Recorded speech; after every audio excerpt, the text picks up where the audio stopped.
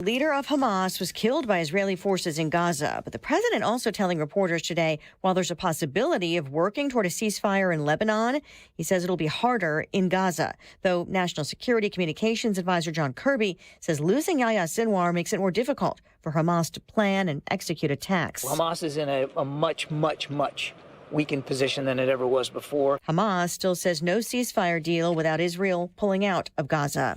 A day after 3 campaign events in Wisconsin, Vice President Kamala Harris has 3 more today in Michigan. Harris is trying to shore up support among union members and Arab and black voters, constituencies that have voted overwhelmingly for Democrats in the past. Polling shows some of that has eroded, perhaps enough to change the outcome of this race. Harris was in Michigan earlier this week. She met with black entrepreneurs in a radio interview with Charlemagne the God. Harris had previously met in Michigan with Arab American voters. Many opposed the administration's support of Israel, and just this week, the Arab American Political Action Committee refused to endorse Harris or Trump. Fox's Rich Edson in Waterford, Michigan, outside Detroit. The vice president also plans to meet with union workers today, highlighting the administration's spending to convert factories to support electric vehicle manufacturing. Former President Trump telling Fox and Friends. So look, I've had 3 campaigns, and I won the first one. I did much better in the second one, getting millions more votes. And this one, I can say there's more enthusiasm. He also campaigns in Michigan today. Nearly 13% of registered voters statewide have already turned in their ballots. That's big. Trump is seizing the chance to attract those disenchanted Arab voters, Muslim voters, Jewish voters, and split-ticket voters, of which there are many in this state. Fox's Aisha Hasni in Detroit. America is listening to Fox News. Mommy, want to play a game with me and Dad? Mommy's not feeling good.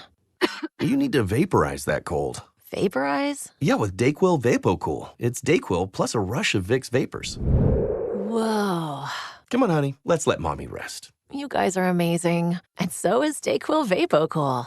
DayQuil VapoCool, the vaporizing daytime coughing, aching, fever, power through your day medicine. And to vaporize sore throat pain, try Vicks VapoCool drops. Use as directed. Keep out of reach of children. Cybersecurity Awareness Month is in full swing, and LifeLock is here to spotlight the threat of phishing, those sneaky scams designed to trick you into revealing your personal information. While staying alert is important, true protection goes beyond just awareness. That's where LifeLock steps in with comprehensive protection. LifeLock doesn't just warn you about suspicious activity. LifeLock monitors your personal info and resolves identity theft issues if they arise. Take control of your security. Start your 30-day free trial at LifeLock.com. Use promo code NEWS. Terms apply. Air Comfort Service, heating, cooling, and insulation, weather. What a nice weather Friday afternoon across St. Louis. Sunshine and 71 for the high. Tonight, clear skies. It gets chilly as the sun goes down. Temperatures will fall through the 60s for evening plans. 45 for the low. The weekend, dynamite. Saturday, sunny. Chilly start, but mild in the afternoon, 75. And Sunday, sunny and 75 once again. This is 97.1 FM Talk. Chief Meteorologist Dave Murray. Attention, Missouri residents in need of care at home. If you have Medicaid and need assistance with daily activities, you can receive free in-home care from a loved one, funded by Medicaid with no cost to you. Freedom Care, Missouri's #1 home care provider, gives you the power to choose who provides your care, and they get paid instantly. Imagine your daughter, son, a close relative, or trusted friend helping you with cooking, transportation, laundry, and other activities in your own home. You get the help you need, and your caregiver gets paid instantly after their shift. Freedom Care has over 5,000 five-star Google reviews and is #1 in Missouri for in-home care. If you have Medicaid and want great care from a loved one that's 100% free to you, go to freedomcare.com or call 314-557-3027. That's 314-557-3027. 314-557-3027.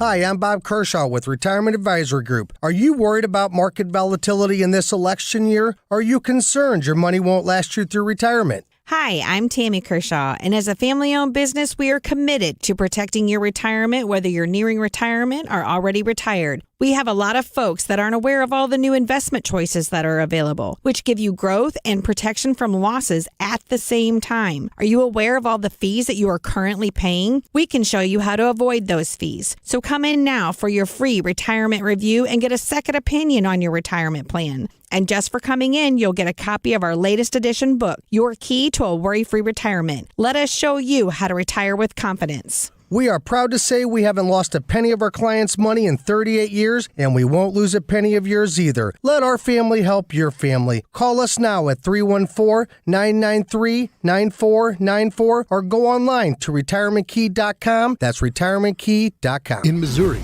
farming isn't just a profession, it's a purpose. You can feel it in our 27 million acres of farmland.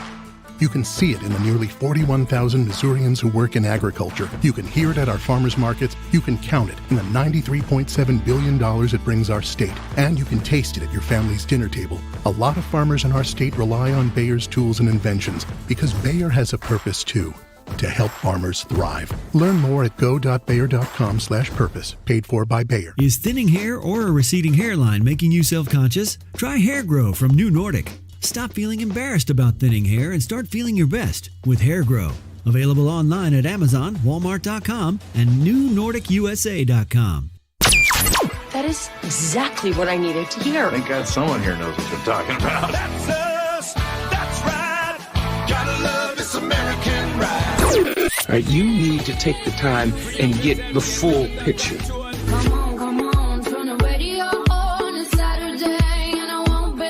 Don't get me wrong, I love the ladies. I mean, they rev my engine, but they don't belong in the newsroom. It is Anchor Man, not Anchor Lady. What do you want from me? I'm not America's sweetheart. Goodness sake, kid. Keep your voice down. Your father's listening to the radio. I'm not America's sweetheart. This is the Annie Fry Show. Welcome to the Annie Fry Show. Happy Friday. Good to be with you. Off of last night's Alfred E. Smith dinner. I watched the whole thing, and I watched it on YouTube, so I didn't watch it in clips. I actually haven't watched any clips on the event. I just took it in as a whole last night, and I have to say it was pretty an interesting thing to watch. It's good to be with you this Friday. The YouTube live chat poll for today is, do you think Donald Trump is funny? And we have the Alfred E. Smith dinner from last night. If you're unfamiliar with it, you probably heard about it by now today, but if you're unfamiliar with it, it is a Catholic fundraiser that is of great and high tradition. Each year they do this fundraiser, big dinner, and it's a roast of sorts.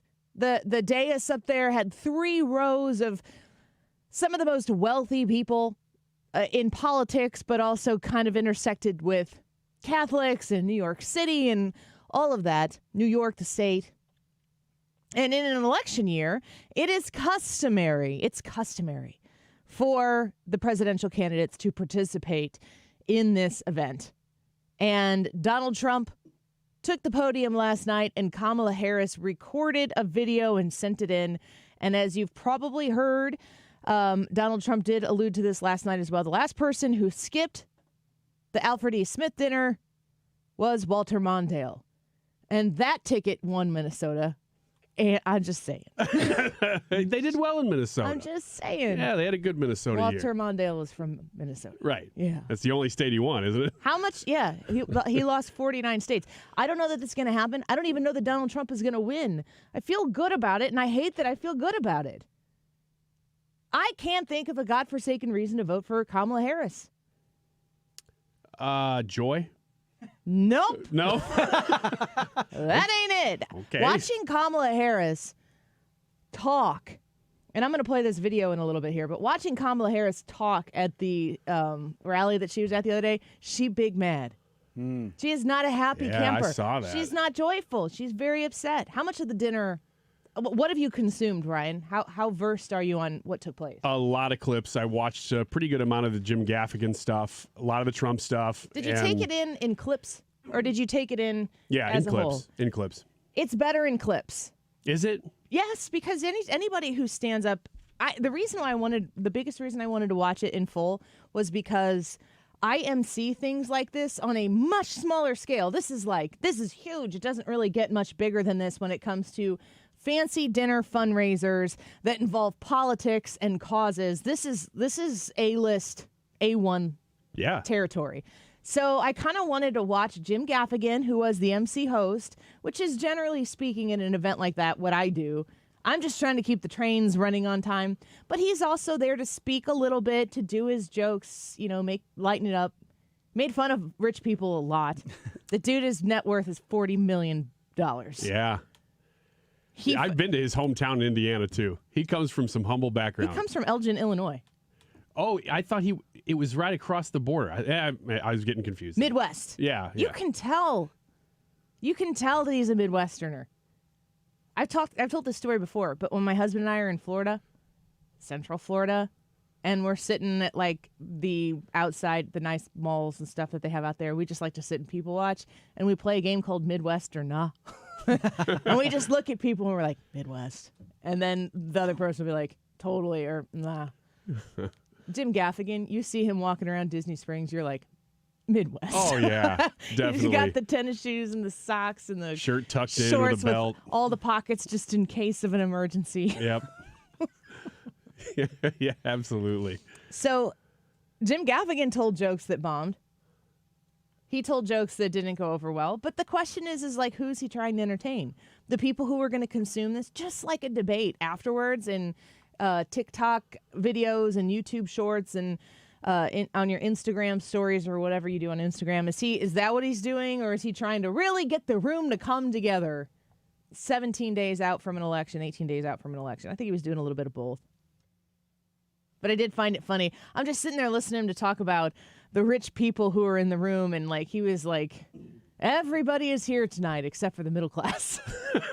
And I'm like, how much is this dude worth? 40 mil. That's what the internet says. Even if the internet is inflating that, it's still not the middle class lifestyle that I'm presuming that the three of us know. So Donald Trump eventually takes the podium last night, and when he does, he delivers some zingers that didn't get much of a reaction in the room. But I don't think these people still know what to do with Donald Trump. Yeah, that was interesting watching the room. It was like they wanted to be friendly and having fun, and they're like, but I'm on camera. I don't know what I should do here, because that was a funny joke. One of the things that Gaffigan said was so funny to me was he was talking about the way the room was set up, because, like I said, there were 3 rows of rich, wealthy people that were a part of the conversation, or part of the featured area of the evening. But the front row, which included people like Roger Goodell, Brian Kilmeade was off a little bit to the side, so he had a little bit better of a vantage point. But Roger Goodell, Michael Bloomberg, Robert Kraft, these people were sitting directly in front of Jim Gaffigan. And he's like, did you pay more money to have to not look at me? But they're just sitting in front of him, looking out into the crowd. You can't see the main event. The person who is supposed to be the entertainer, MC of the evening, they couldn't see him. So you pay a lot of money to go there because it's a fundraiser. And some of the most wealthy people in our country are just sitting there in front of him, looking out among the pool. This event has been referred to as the Catholic Met Gala. 22% of Americans identify as Catholic. Catholics will be a key demographic in every battleground state. I'm sorry, why is Vice President Harris not here?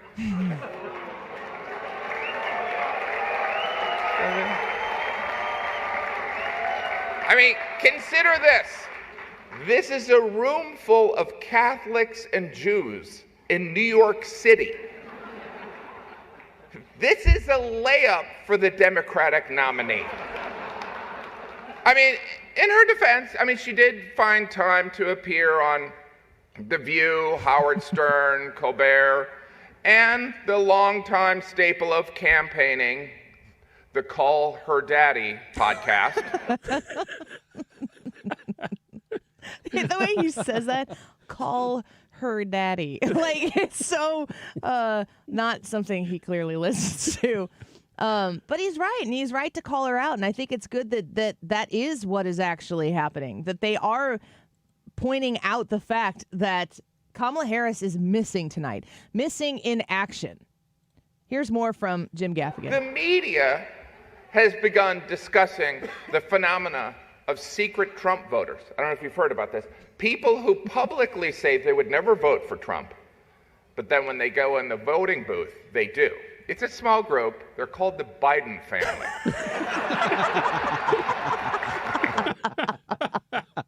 Good joke. I mean, these are good jokes. These are good jokes. I've got so many clips here, and I want to go through the best of the best. But what I really appreciate is that whether you like what Donald Trump had to say last night or not, he was willing to show up and deliver the speech that he's supposed to deliver there, which is supposed to be filled with jokes. It's a roast of sorts.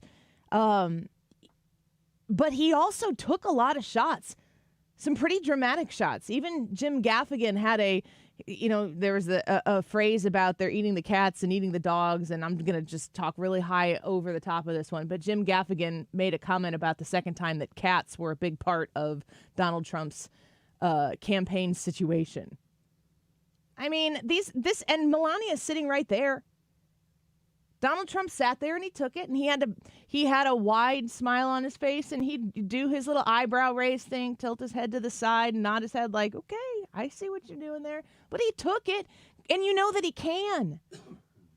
Kamala Harris put together a video where Molly Shannon, why didn't they get Sean Astin and Rudy to come be a part of this? I mean, like, you want to talk about the Catholic of Catholics. If you want to get Molly Shannon, the Catholic schoolgirl weirdo character that she does in there, to speak, like, to me, it's more proof that the Harris campaign has no idea who you are.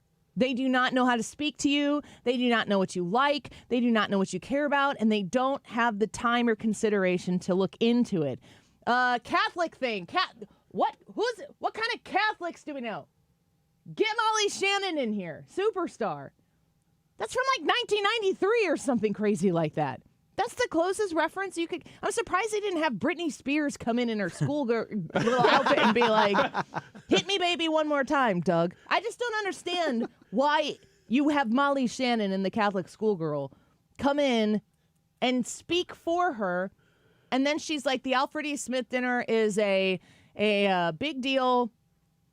Thank you. And that was it. Like, what a failure to launch Kamala Harris is. Yeah, I hate to say it. I watched that whole skit of Kamala Harris that they taped. It wasn't Kamala Harris doing any comedy. She was just reacting to Molly Shannon. And I have to say, like, while I hated that sketch, I also hated that sketch when it was on SNL. So really? I'm a little biased. I thought that was one of the worst characters Saturday Night Live ever ran with, let alone that they made a movie out of it. I'm like, really? This character is annoying from sketch one. I can't believe they've given that character that much life. And then to make that the only joke that Kamala Harris was willing to participate in, it just... Man, it's so disappointing. I'm more disappointed in the state of comedy than I am in the state of politics when I watch that.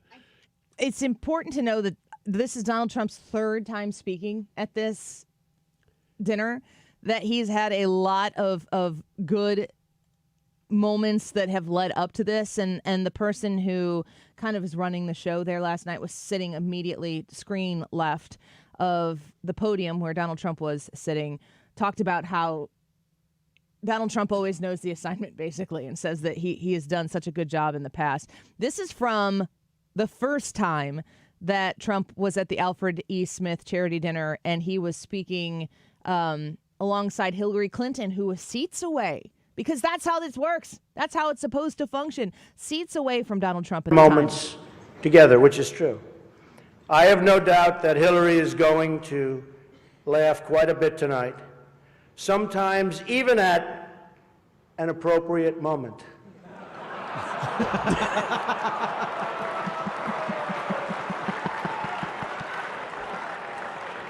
And even tonight, with all of the heated back and forth between my opponent and me at the debate last night, we have proven that we can actually be civil to each other. In fact, just before taking the dais, Hillary accidentally bumped into me, and she very civilly said, "Pardon me."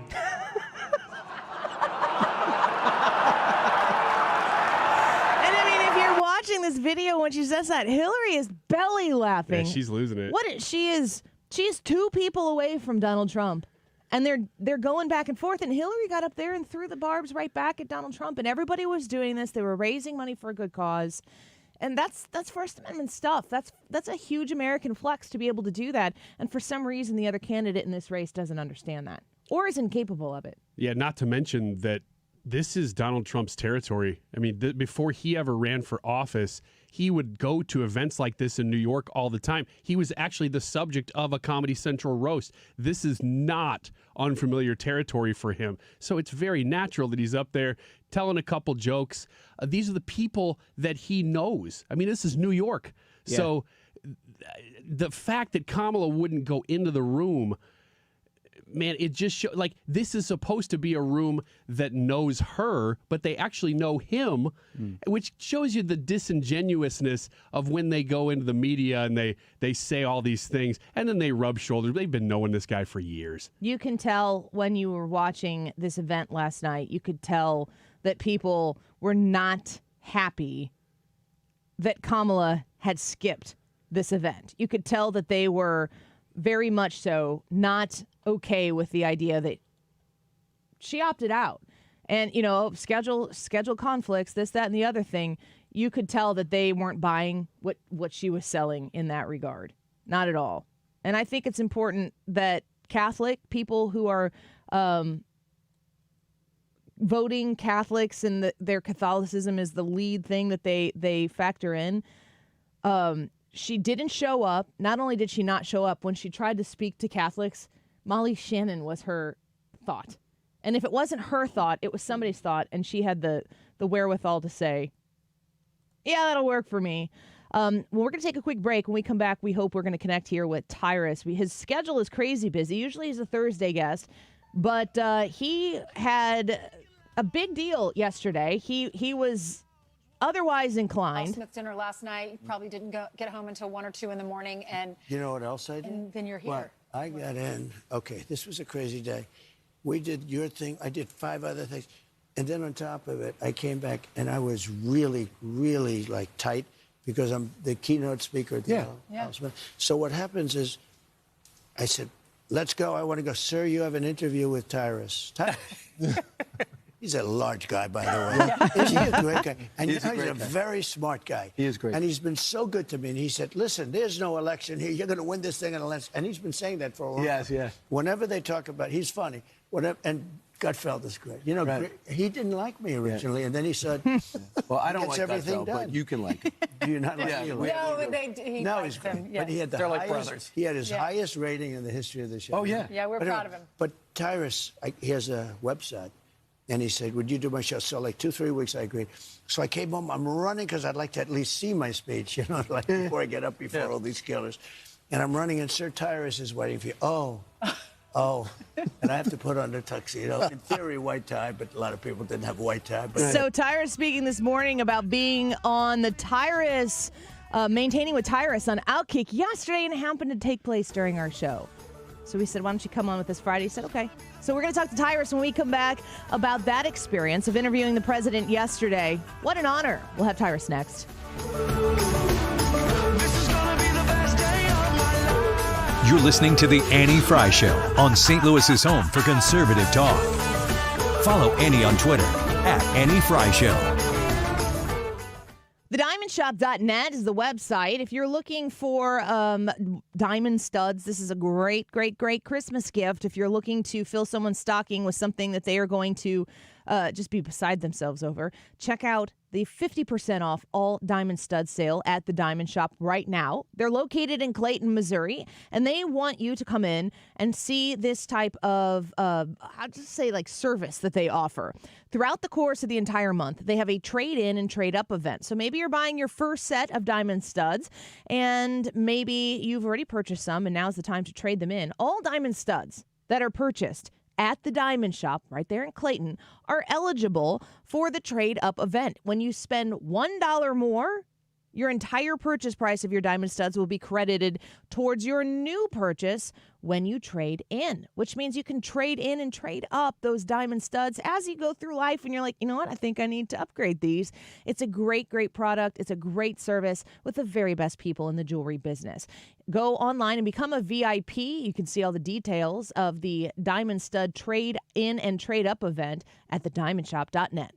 Are you the parent of a 2 to 7-year-old? Listen closely for an exciting free radio offer. By now, you've probably heard of ABC Mouse, the Parents' Choice Award-winning online learning program that's actually changing the lives of early learners everywhere. ABC Mouse is like a little one-on-one teacher. It has helped her so much. Right now, we're offering a special radio promo to try it free for a month. But you have to go to abcmouse.com/radio to claim your free month. That's abcmouse.com/radio. Sponsored by Age of Learning. Football season is here. Do you have your picks in on Sleeper? Just pick more or less on at least 2 player stats, and you could win up to 100 times your money. For new users, Sleeper will even match your first deposit with up to $100 credit to your account. Just download the Sleeper app today and use code MONDAY for a credit up to $100 match on your first deposit. That's code MONDAY. Must be 18 years in most states and in state where it is legal. Promo code and other restrictions apply. Visit sleeper.com. Please wager responsibly. Gambling problem? Call 1-800-426-2537 for help. Sponsored by Sleeper, a Blitz product. When you have Rhino Shield on your house, it does a couple of things for you. It beautifies the house, and it protects it from the harshest elements. And boy, do we see those here in the greater St. Louis area. You get instant curb appeal. It will stick to anything. Rhino Shield is the answer, no matter whether you're painting a home or a church or a business or a condo, because it's 100% waterproof. It takes care of the outdoor maintenance on whatever is on the outside of your home. The brick, the block, aluminum, steel, stucco. They can put this on with the 2 to 3 coat process. They're there about a week, and they do a great job. A lot of businesses have done it in the area. Several Firestones have done that. Vantage Credit Union over the years, Harlan Packaging down in DeSoto. Call Darren today and schedule your free estimate. 877-25-RHINO, easy to remember phone number, or go online today at 877-25-RHINO.com. Hey, it's Tom Ackerman. Where do you go for your annual eye health examination? Ophthalmology Associates, of course. Doctors Greg Birdie and Ranjan Malhotra. Dr. Robert Bersati, he's the one I saw, or Dr. Andrew Royer. They are available to you and are there to take care of all your vision needs at Ophthalmology Associates. They're on Manchester Road, a half mile west of 270. Your vision is their business at Ophthalmology Associates. In fact, many of their patients are doctors themselves. That's why they call themselves the doctors, Ophthalmology Associates. Are your eyes itchy and scratchy? It could be more than just allergies. They're the leaders in dry eye diagnosis and treatment. They're the leaders in LASIK and discussing those procedures. And if you're having difficulty reading or driving at night, you have glare from oncoming headlights, could be early signs of cataracts, and they can talk to you about multifocal lens implants. Ophthalmology Associates, yourEyeDoc.com. You're listening to the Annie Fry Show live from the Air Comfort Service Heating, Cooling, and Insulation Studio. Fall weather is on its way. Time to schedule your heating system check to make sure you heat your home safely. Schedule your heating system check today at aircomfortservice.com. When you're hiring for your business, ZipRecruiter's powerful matching technology makes finding qualified candidates for your job easy. This made us wonder, what if the rest of the world was as easy as ZipRecruiter? Math problems wouldn't be so problematic. K equals 42. Escape rooms? Elementary. And summiting Everest would be a walk in the park. In the meantime, if you want to make your hiring easier, use ZipRecruiter. And right now, you can try it for free at ZipRecruiter.com/radio. In fact, 4 out of 5 employers who post on ZipRecruiter get a quality candidate within the first day. Simple. So, see what the world is like when ZipRecruiter does the hard work of hiring for you. Just go to ZipRecruiter.com/radio to try ZipRecruiter for free. Once again, that's ZipRecruiter.com/radio. ZipRecruiter.com/radio. We know you've got an interesting take on things. You can tell us by clicking the microphone button next to Listen Live when you're on the Odyssey app. Record a short message for us to hear when you tune into 97.1 on the Odyssey app.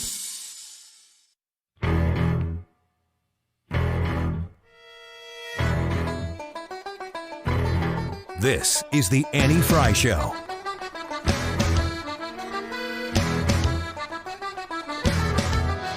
The Annie Fry Show is streaming online. Watch us live on YouTube and subscribe.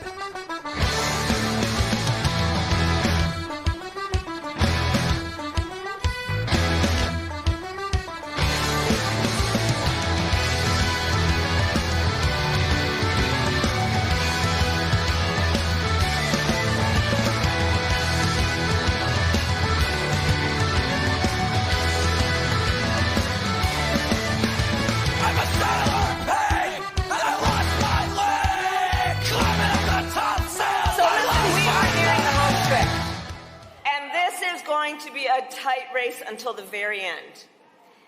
And we got this. I see you. And reality check, we are the underdog, okay? And that's why I'm here with you and you are taking the time to do the hard work that is necessary. It's why I'm campaigning for every vote, because I want and intend to be a president for all Americans. And no matter their political party, where they live, or where they get their news, okay? The majority of people get their news from Fox News. I couldn't help but notice this is just a really bizarre a post. You know Roland Martin? No. You're not familiar with Roland Martin? If I saw him, I don't know. You'd recognize him on CNN. He saw a post that's from a Chris Evans, who says he's not Captain America. He's a liberal influencer on Twitter, whatever. Kamala Harris's appearance on Fox News garnered the highest ratings the network has seen in 4 years, and her most viewed television interview of the entire cycle. Roland Martin, who is a wild lefty, his Twitter profile says, host of the Roland Martin Unfiltered Daily Digital Show. He's on CNN with regularity. He tweets in all caps, booyah. It's like, okay. I can't get over this. Booyah.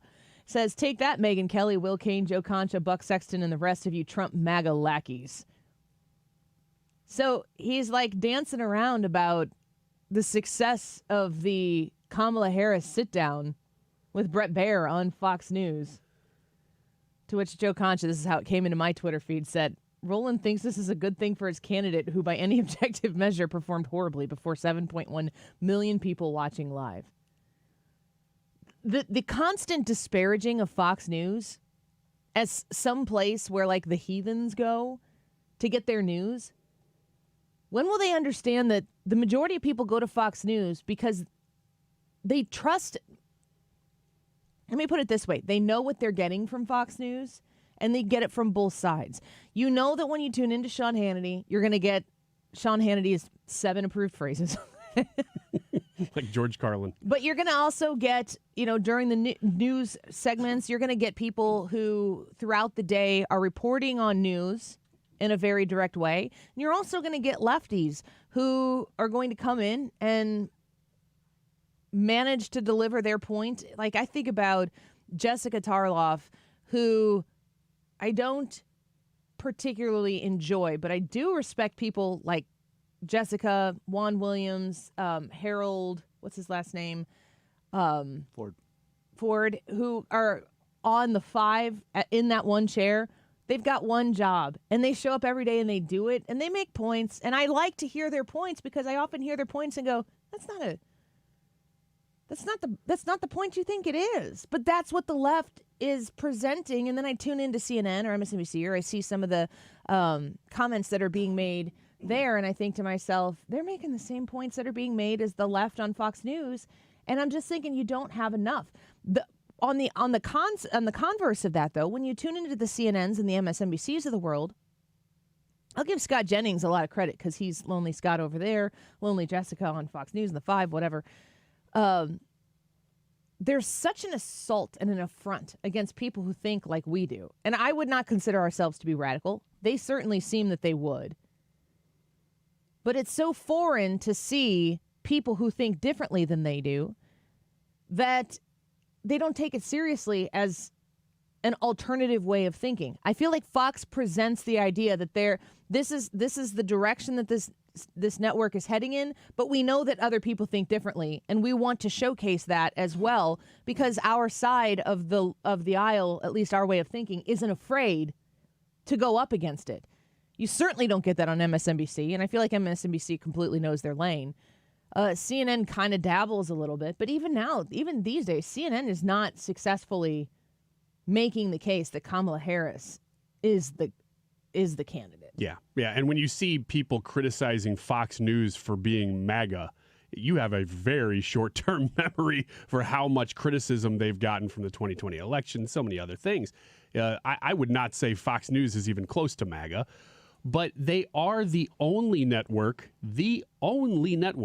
that Kamala Harris has gone on in this entire presidential cycle that would be considered adversarial in any way, which is why people tuned in to watch it, because they want to see, is she capable of doing an interview with non-friendly media, because she hasn't done it. When you say Fox News isn't MAGA, I would agree with that, but they don't disrespect the idea of MAGA. No. Like they understand that is a way of thinking. I think that they're, generally speaking, a fiscally conservative leaning Fox business. You could certainly consume that there. CNBC ends up being somewhat the same too when I watch them, because good sense is fiscal conservatism.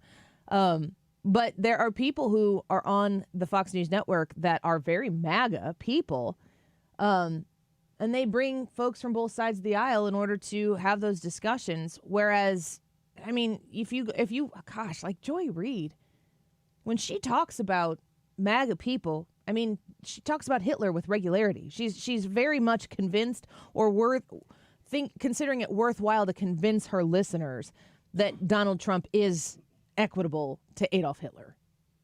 And that's psychotic. Like that is a Looney Tunes way of thinking, and it's an average Tuesday for that network. When you have a Roland Martin come on and like try to flex on the fact that everybody tuned into Fox to see Kamala, what more proof do you need that she should have been doing Fox News this whole stinking time? That if she wanted to be seen by people, and I would contend that they didn't want her to be seen by people, if they want her to be seen by people, go on Fox News. But now the question is, do you think that Fox News interview with Bret Baier went well for Kamala Harris? Because if you are unsure of that, do you want 7.1 million people to have consumed that 20 days before the election or whatever it was? I just don't think this is the flex that you think it is. Yeah, the 30% of people who watched Joe Biden and said this guy is on his game loved that interview, but they'll love anything that anybody on the Democrat side does, and they're the loudest people. What that interview is attempting to do, because she's now reaching out to more and more people, apparently in some sort of strategic shift, she's trying to reach more people because she thinks, I need this. I need those middle ground people. Does that interview, we all watched the whole thing, does that interview reach out to middle ground people who probably did tune into that interview? If you're undecided or you're on the fence, maybe you're just going, I don't know if I want to vote in this election at all. Maybe I will. I'm going to watch this. I think that's the undecided voter right now. Does that person watch that half hour, not even, with Bret Baier and Kamala Harris and go, yeah, she really did change my mind? No. I think there's a lot of convincing. Every time she has the opportunity to go in front of the American people, she's consistently Kamala Harris. And we know that now to be somebody who is programmed to be as much as she can to everybody on a very surface level. Let's take a quick break. The Bee or Not the Bee when we come back with Ryan Wiggins, so don't go away. In Wiggins America, one of our favorite games that we play all week, you can help us decide, is this headline real or is it the Babylon Bee? With Ryan Wiggins next.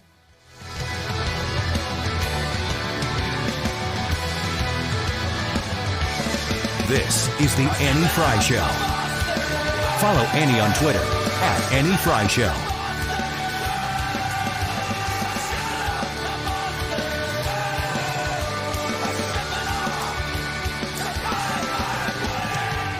Stewart's American Mortgage and the Bagel Loan phone call or a text message away, 314-324-4440.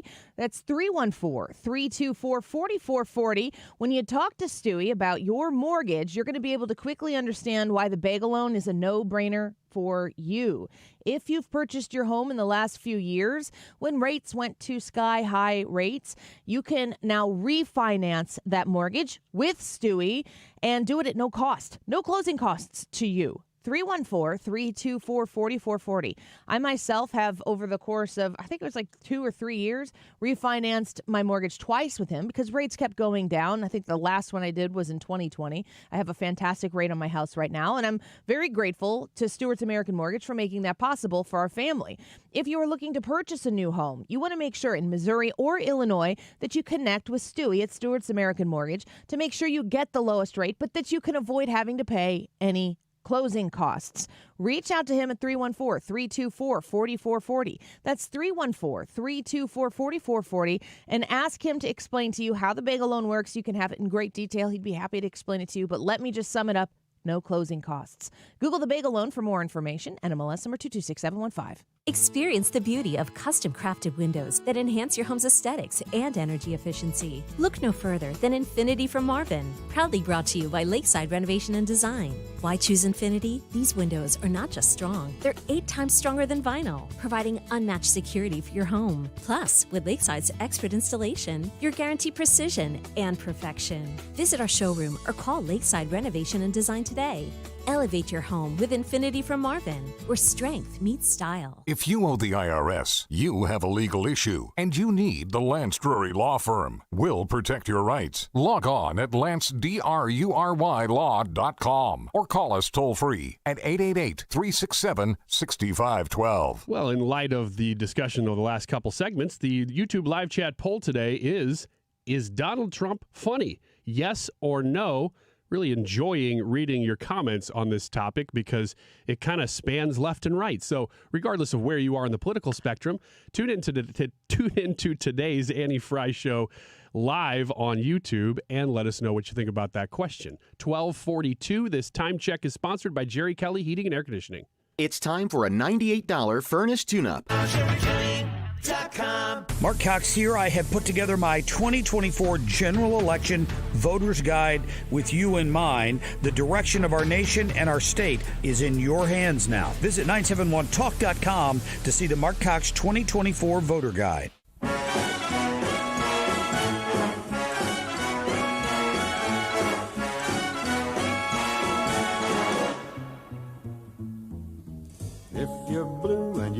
This is the Annie Fry Show.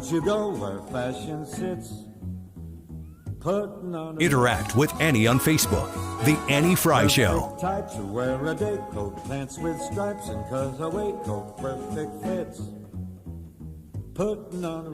Wiggins! Oh! Wiggins! The Bee or Not the Bee. We don't want to keep you waiting. We're going directly into the bit here. Just a little inside information. We've talked about this before. When I click sound to play, it takes somewhere between 2 seconds and 10 seconds for that sound to start playing. So I gotta guess.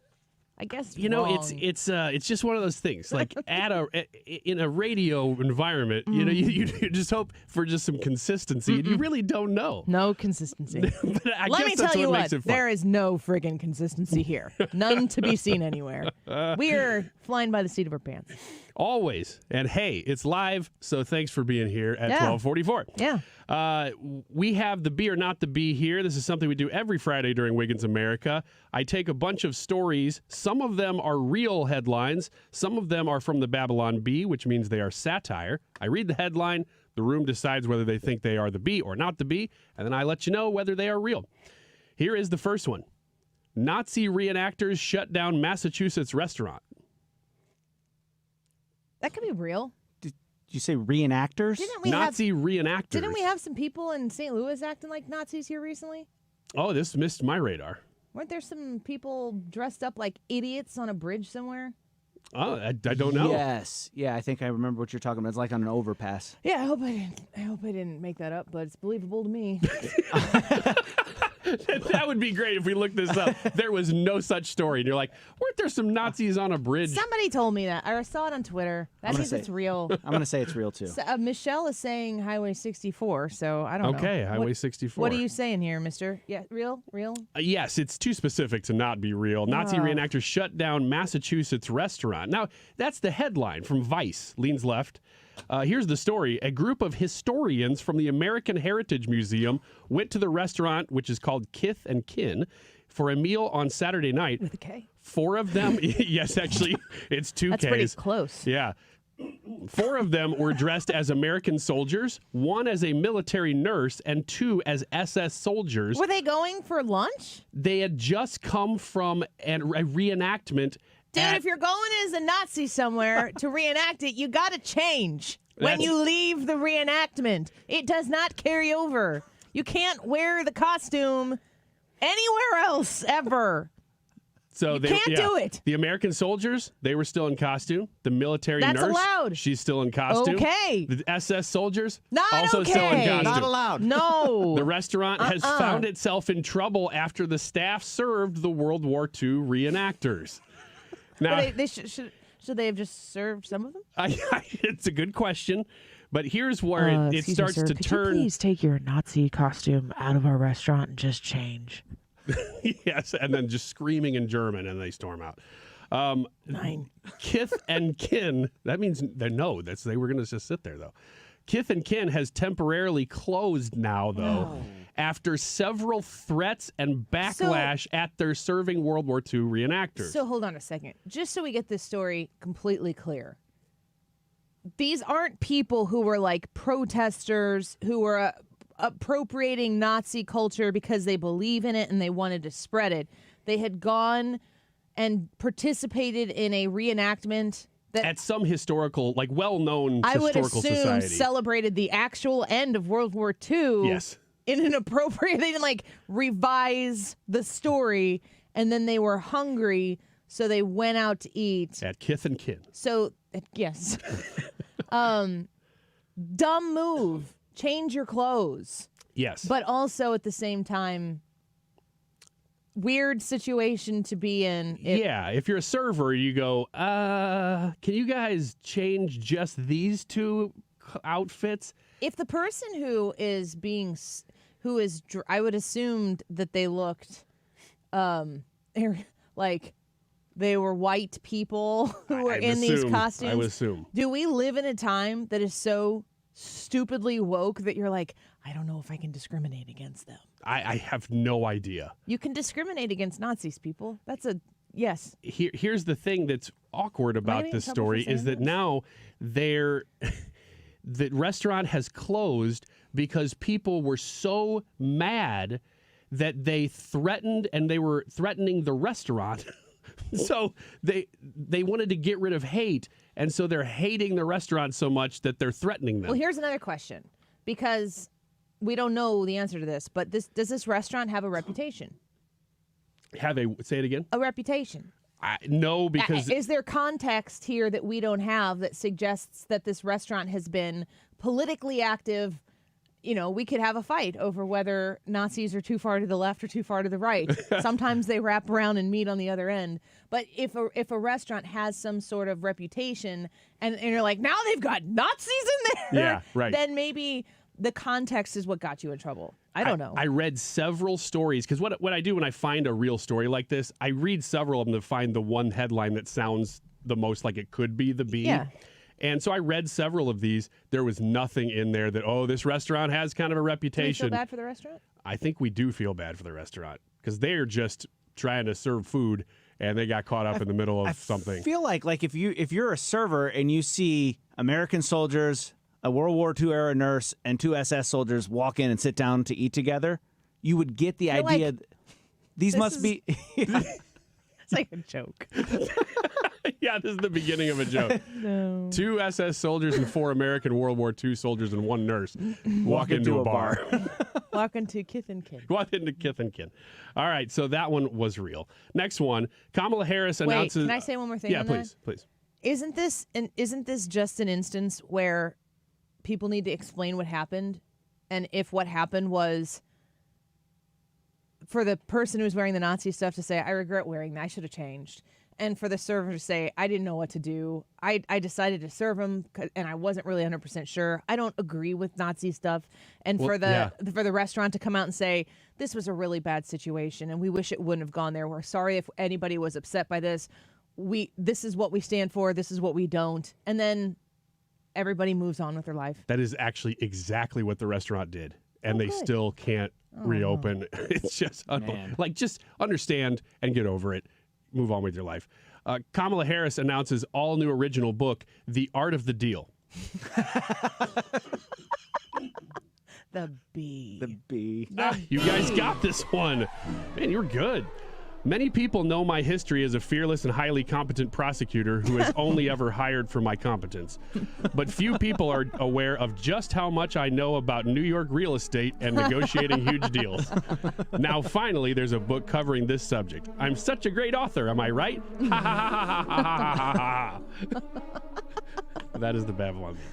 Okay. All right, next one. Washington Post gives entire staff day off to mourn loss of Hamas leader.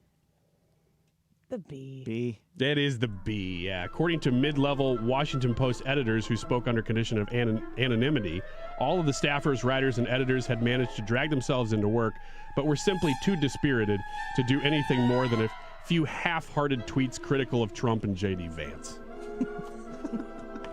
Man, I'm not prepared to say, Donald Trump's going to be victorious here because I don't want to jinx anything as if jinxes actually exist. But are some of these people going to be okay if he does? No. Everything around them in their life will be better. Yeah. And they'll be more miserable. There's a solid quarter of this country that's not going to know what happened on November 10th once we actually get the results in. A little extra joke there for the people. The Kelsey brothers' new cereal is a breakfast love story, and we're saying yes. That's real and sad. It's got to be real, isn't it? It is real. Oh, no. It's some Food Network blog or something. It says football season is just a few days away. This is a couple weeks ago. And if you've been missing seeing the Kelsey family, name all over your social media, don't fret. Both Travis Kelsey and older brother Jason will soon be at the breakfast table with you. The Kelsey brothers have collaborated with General Mills, the company behind classic cereals like Cocoa Puffs and Trix, to create their own Kelsey Mix brand of cereal. This cereal combines Lucky Charms, Reese's Puffs, and Cinnamon Toast Crunch.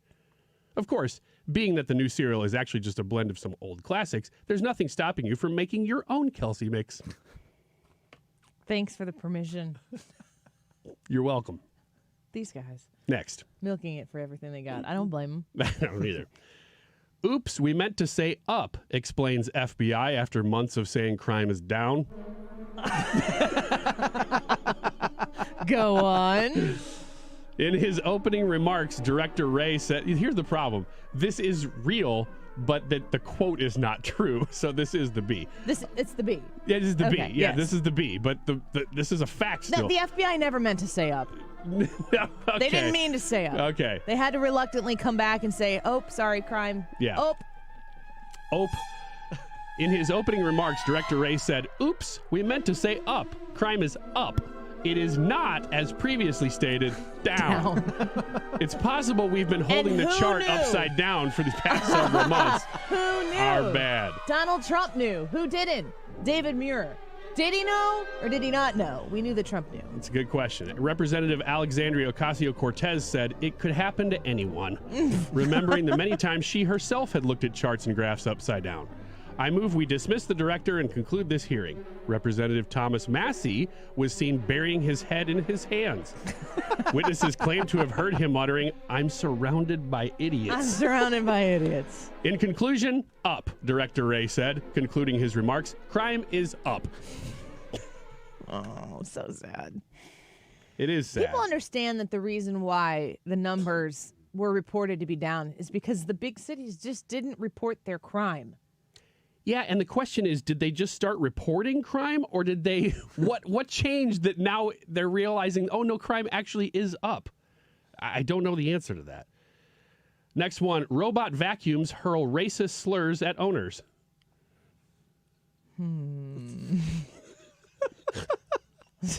This is a tough one. Real? I think I'm going to go B.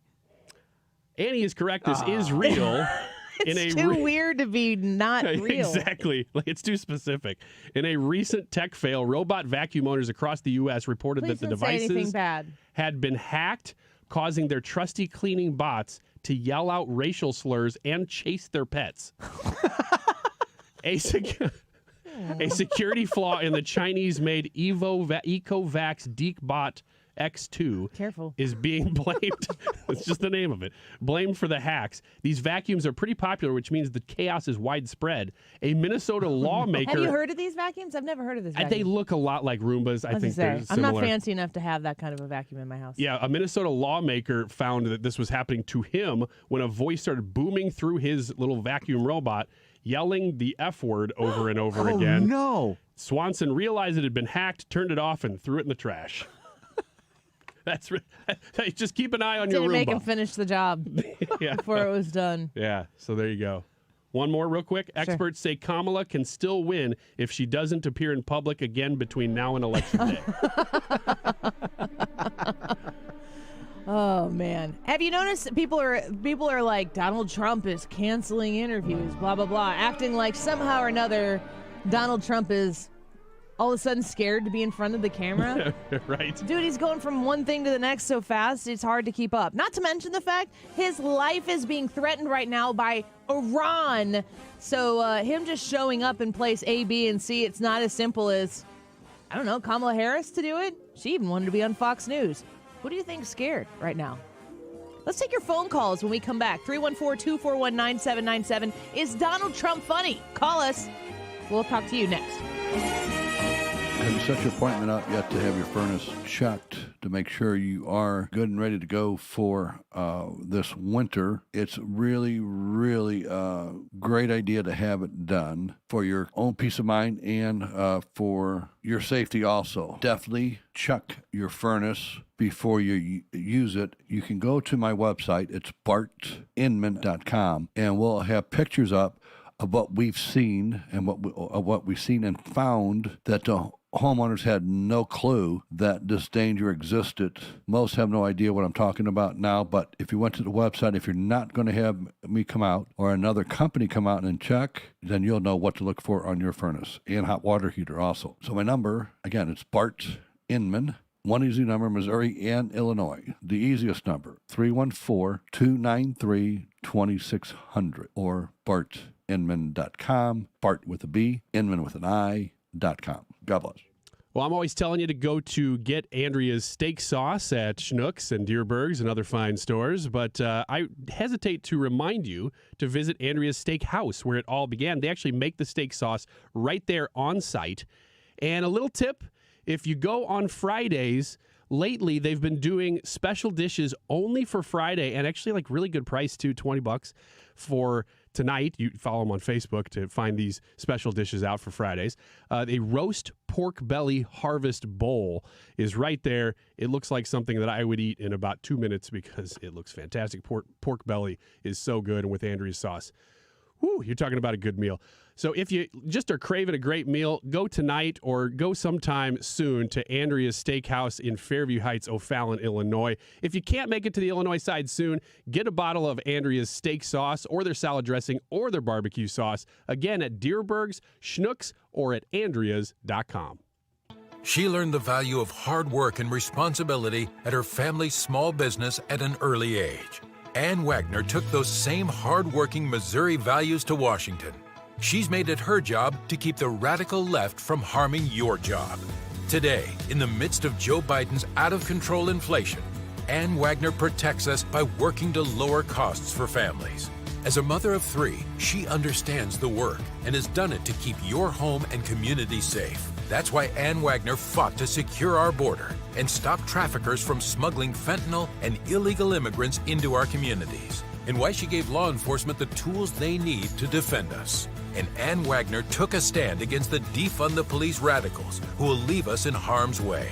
She'll always back our brave law enforcement officers, putting conservative values to work for us. Ann Wagner for Congress. Paid for by Ann Wagner for Congress. I'm Ann Wagner, and I approve this message. KFTK FM Florissant. From the Under Law Injury Lawyers, GetJim.com studio. That's GetJim.com. 97.1 FM Talk. Always live on the free Odyssey app.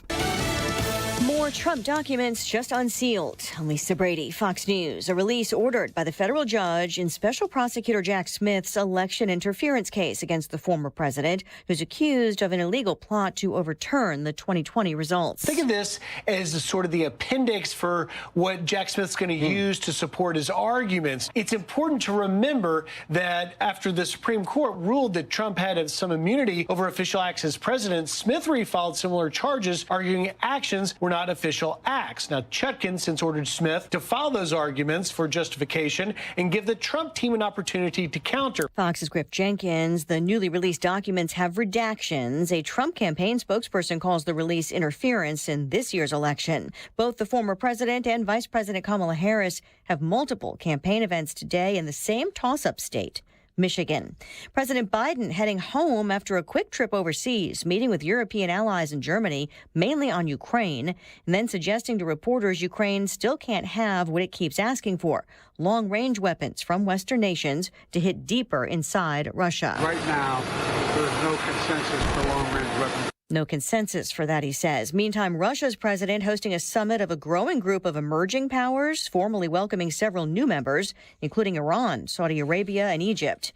Opening statements at the double murder trial over the deaths of 2 Indiana girls who went missing in 2017 and were found dead a day later, their throats cut, one of them naked. The suspect, Richard Allen, was arrested 5 years later. Prosecutors say Allen is the man seen on one of the girls' phones walking on a bridge and that he had stalked them. They also say he confessed details only the killer would know. The defense argues there's no DNA evidence linking Allen to the killings, also suggesting the girls may have gotten into a vehicle.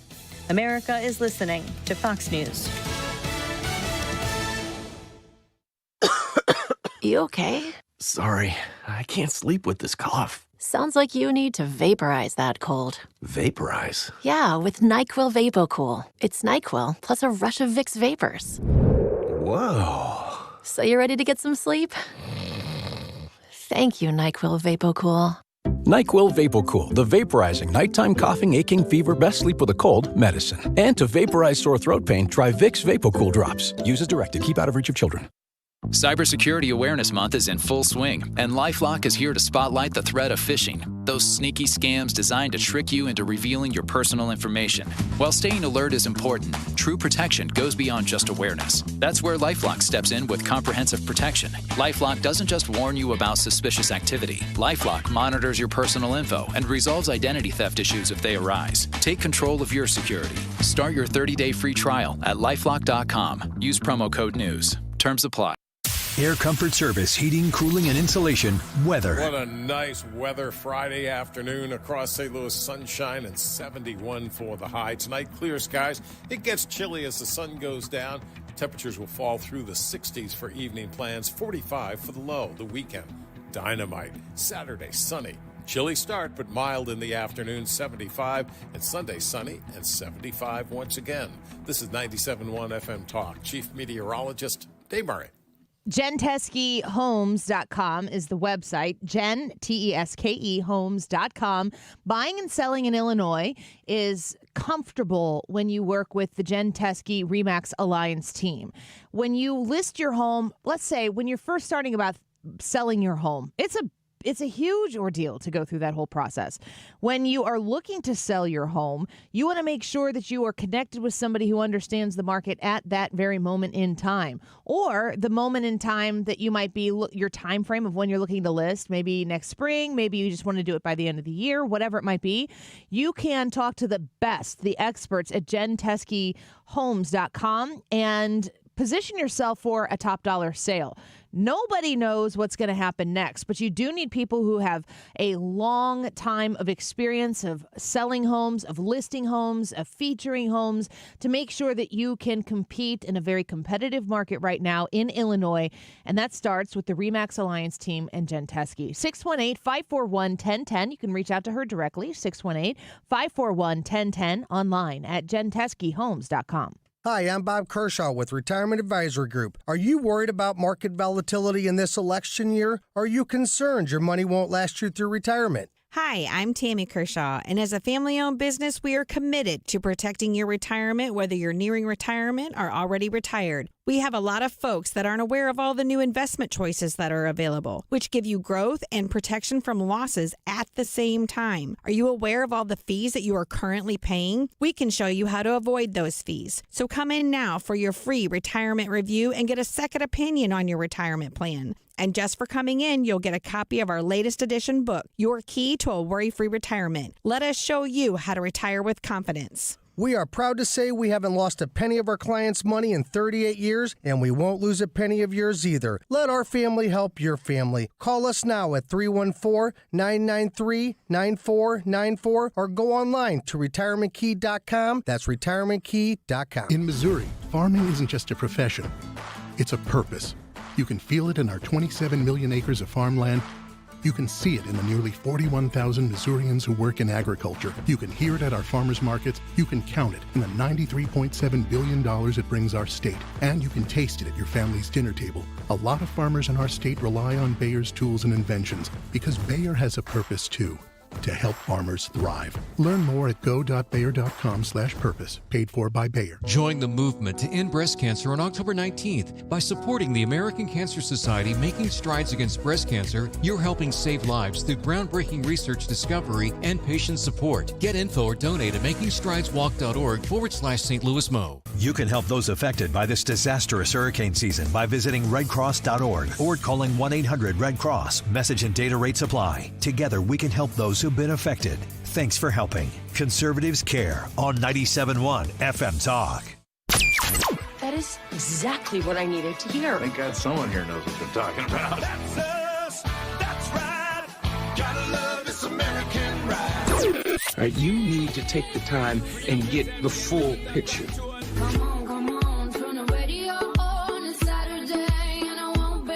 Don't get me wrong. I love the ladies. I mean, they rev my engine, but they don't belong in the newsroom. It is Anchor Man, not Anchor Lady. What do you want from me? I'm not America's sweetheart. Goodness sake, kid. Keep your voice down. Your father's listening to the radio. I'm not America's sweetheart. This is the Annie Fry Show. Welcome back to the Annie Fry Show. We're asking the question today on our YouTube Live, is Donald Trump funny? And we're going to talk about that now. We've got some clips from the Alfred E. Smith dinner last night that Donald Trump delivered, among some other ones. So join us in that conversation. If you want to call and answer that question yourself, and whether or not you think that Alfred E. Smith appearance or lack of an appearance by Kamala Harris will have any sort of consequence on the outcome of the election, you can give us a call at 314-241-9797. 314-241-9797. Is Donald Trump funny? Brad, what do you think? Oh, I'm a yes on this. That was one of the easiest poll questions I've had to answer in quite some time. The man's funny and the man's personable, and I feel like he would be the kind of guy, like if you went golfing with him or whatever, you'd be sitting on the golf cart chuckling the whole time because he'd be pointing stuff out or whatever. He has a knack for identifying something and finding the humor in it, the ridiculousness of it. So I said yes, he's definitely funny. Ryan? Yeah, this is 100% for sure yes on this one. This is a funny guy. It's how he's made a career even before politics by having this sort of this mean demeanor, when he was on The Apprentice and things, but being able to use that demeanor comedically. And that's why he was on Saturday Night Live and all these things. He's a funny guy. And to be a politician, usually you do have to have at least a little bit of a sense of humor. And the politicians who don't... You have to be charming. Yeah, people have to like you. Exactly. And humor is such an important part of being able to draw people in. And what's strange about him is that most politicians are able to get the self-demeaning thing. He does that, but he does it in a way that doesn't laugh along when he's being really hated. Because other politicians in the past, and it's grown, obviously it's more with Trump than it was with George W. and other past Republicans, but he would not laugh along when the joke was not funny. When SNL was parodying him, he wasn't like, oh, I'll go be friends with Alec Baldwin. He was like, this isn't good. This isn't good stuff. But he will laugh when it is funny. Here's him at this dinner. Tradition holds that I'm supposed to tell a few self-deprecating jokes this evening. So here it goes. Nope. I've got nothing. I've got nothing. There's nothing to say. I guess I just don't see the point of taking shots at myself when other people have been shooting at me for a hell of a long time and they shoot at. I mean... An assassination joke. I mean, really. That's so meta that it's self-deprecating without making a joke about self-deprecation. I mean, even the lead up to that, the taking shots at me part of it, that's funny. But even the part, like the joke, he told a joke on himself by not telling the joke. Yeah. By saying, like, people said that I'm supposed to tell self-deprecating jokes, and then he goes, so here I go. And everybody kind of got, oh, this is going to be good. Like, he's going to go, and then he goes, nope. Nope. And then he got him. Yeah. I mean, isn't that what comedy kind of is, where you walk somebody down a path and you think you're taking them one place, and then you take a sharp turn and you take them somewhere else. I mean, I thought he did a very good job there. He also took some time to take some shots at Tim Walz, which was funny because I had forgotten about this, but Tim Walz, Jim Gaffigan being the MC of this event became kind of humorous considering the SNL had tapped Jim Gaffigan to play him on the show. Here is another clip from last night's dinner. Here, I'm going to unmute this. I'm sorry. Here he goes. Our MC this evening, Jim Gaffigan. Most recently, Jim has been playing Tim Walz on Saturday Night Live. And that'll be a very short gig, I hope, Jim. But it was fun while it lasted, wasn't it? Let's see how that lasts. It better be quick. We don't want him, and I'm not going to say anymore. But unfortunately, Governor Walz isn't here himself, but don't worry, he'll say that he was. He's going to say it. I didn't hear that one. Yeah, that's good. I don't know. I find him to be willing to make jokes for the purpose of making jokes. It's kind of like the thing where maybe a reluctant dad gets up to say a few words and it's like, okay, fine, I'll do it. And then they lean into it a little bit. It may be like dad at the wedding where he's not the guy who's going to go out and try to humor people. He's more down to business. He wants to have the best wedding there ever was and make sure that people know that he invested a lot of time and energy into providing a wonderful wedding, and then he loves his daughter and his daughter deserves everything. Okay, fine, give me the microphone and I'll do the thing for my daughter, whatever it is. It's kind of the vibe that he gives off at these events, and there's a charm to it. Kamala Harris, we played the clip in the 12 o'clock, the first segment of the 12 o'clock hour, where Trump is telling jokes on Hillary Clinton about Hillary Clinton bumping into him and saying, pardon me, and she's cackling she's genuinely amused, or at least she's pretending to be genuinely amused in a way that sells it to me. I don't really care if it's real or not. She's there. She showed up. She got to throw some lob some over towards Donald Trump when she took the podium, but she showed up. Why can't Kamala show up? Yeah, here's what's really unfortunate about this is that you got the top 2 presidential contenders in the country, in the most influential country in the world. You're going to have some pretty good writers, so you don't really even have to come up with anything. All you have to do is be able to deliver the joke. And Trump isn't, like, nailing it. He's just out there doing But Trump. he's Trump doing it. He's Trump doing it. And the jokes are good. And Kamala could have that caliber of... I mean, she could have every comedian in Hollywood if she wanted them writing jokes for her. She could have really good material. Her team knows she can't... Even with that good of material, she can't deliver it. What do you make of SNL? I mean, as of late, when they've brought Dana Carvey back to play Joe Biden... Tim Walz being played by Jim Gaffigan to me is funny as well. Jim Gaffigan went on a very anti-Trump rant in 2020. I think it was on Twitter at the time. Mm-hmm. So Jim Gaffigan is out there as not being pro-Trump. I think I look at anybody in 2020 to 2024 after you've experienced 3.5 years of Joe Biden, and I'm open to anybody changing their mind. And I don't really care what people said in 2020. If they've come to their senses in 2024, I'm not looking to hold anything against them. It's like, well, welcome. Moving on. We don't have time for that. I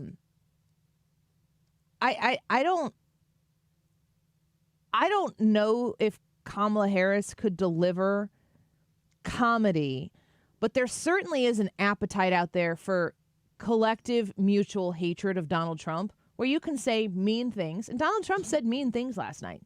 He said things last night that were mean. He said that de Blasio turned New York City into poop, but he didn't say poop. And he said it the Catholic, like it was, you weren't supposed to do that, but he did it. And he went there. And, you know, I'm just sitting here thinking, like, these people are sitting right here. Mayor Adams is sitting right there. Letitia James is sitting right there. Governor Hochul is sitting right there. Chuck Schumer is to his immediate left. He's like, one point talks about how Chuck Schumer looks so glum, and he pats him on the shoulder while he does it. And Chuck Schumer lifts both fists in the air, and he's like trying to be like, I'm not glum, I'm happy. But it's all happening here. If Kamala Harris goes on that stage to deliver written remarks, because they're always written remarks, that's just the way it goes. There's an appetite out there for her to say bad things about Donald Trump, and people just automatically love it. SNL has been doing this to Donald Trump forever. It's turned off people like us who are excited to laugh at Donald Trump if you do it correctly. Donald Trump laughs at Donald Trump. But comedy has lost its sense of not bipartisanship. It's like apartisanship. Nobody is safe. There's nobody who's in, which requires people to be out. If somebody is in, that means that there are people who are out. Comedy needs to exist in its own circle where everybody is out. Everybody is fair game. And I'm just wondering if are there not people who could write funny jokes for Kamala Harris where they were really just funny and really not just hateful? No, I really believe that they could. The problem is her team is so nervous, and I rightfully so. You almost have to agree with her team on this, that they are so worried about her delivering these jokes and making just cringe moment after cringe moment of even fine jokes, that I think they said, no, you can't do it. You just can't deliver these jokes in ways that the internet isn't going to just devour. The ironic thing that I find in this dichotomy of two people is that we talked about this once before. Do you know, like, can you think of a time where Donald Trump was belly laughing? Like, I can totally visualize in my head what Donald Trump looks like when he's amused, but that's about as far as it goes. No, I can't. All Kamala Harris does is laugh. All she does is laugh, and she's incredibly unfunny. And Donald Trump is making jokes and quips all of the time and saying things that he knows is going to bait the left into turning themselves inside out. He knows exactly what he's doing when he talks like that. and he doesn't laugh. And he's the funny one, and she is so unfunny and unserious, and all she does is laugh. That's kind of interesting. The one moment I can think of and he didn't lose it though, but he did one of those where he's like, I just said something that's going to make some news. And he kind of turns away like he knew it and he was wanting to laugh, but he didn't. And this was a while ago. I think it was in the first year of his presidency. He had Navajo code talkers in that he was going to honor from World War II. He was putting medals around their necks, and he said something about, we have some people on the other side that also speak. We call them Pocahontas. I mean, wait, maybe I... And he just kind of does this Trump thing where he just says a bunch of words and just to kind of get through the moment. And you can see he was almost breaking that he's like, that was inappropriate. And then he just moves on. And it was another one of those random stories that people watched it, and the people who wanted to get really upset about it did, and everybody else just kind of, they laughed a little bit. He'll say something like that, and then he'll follow it with, well, that one's going to get me in trouble here pretty soon. And he just knows, and he can't help himself.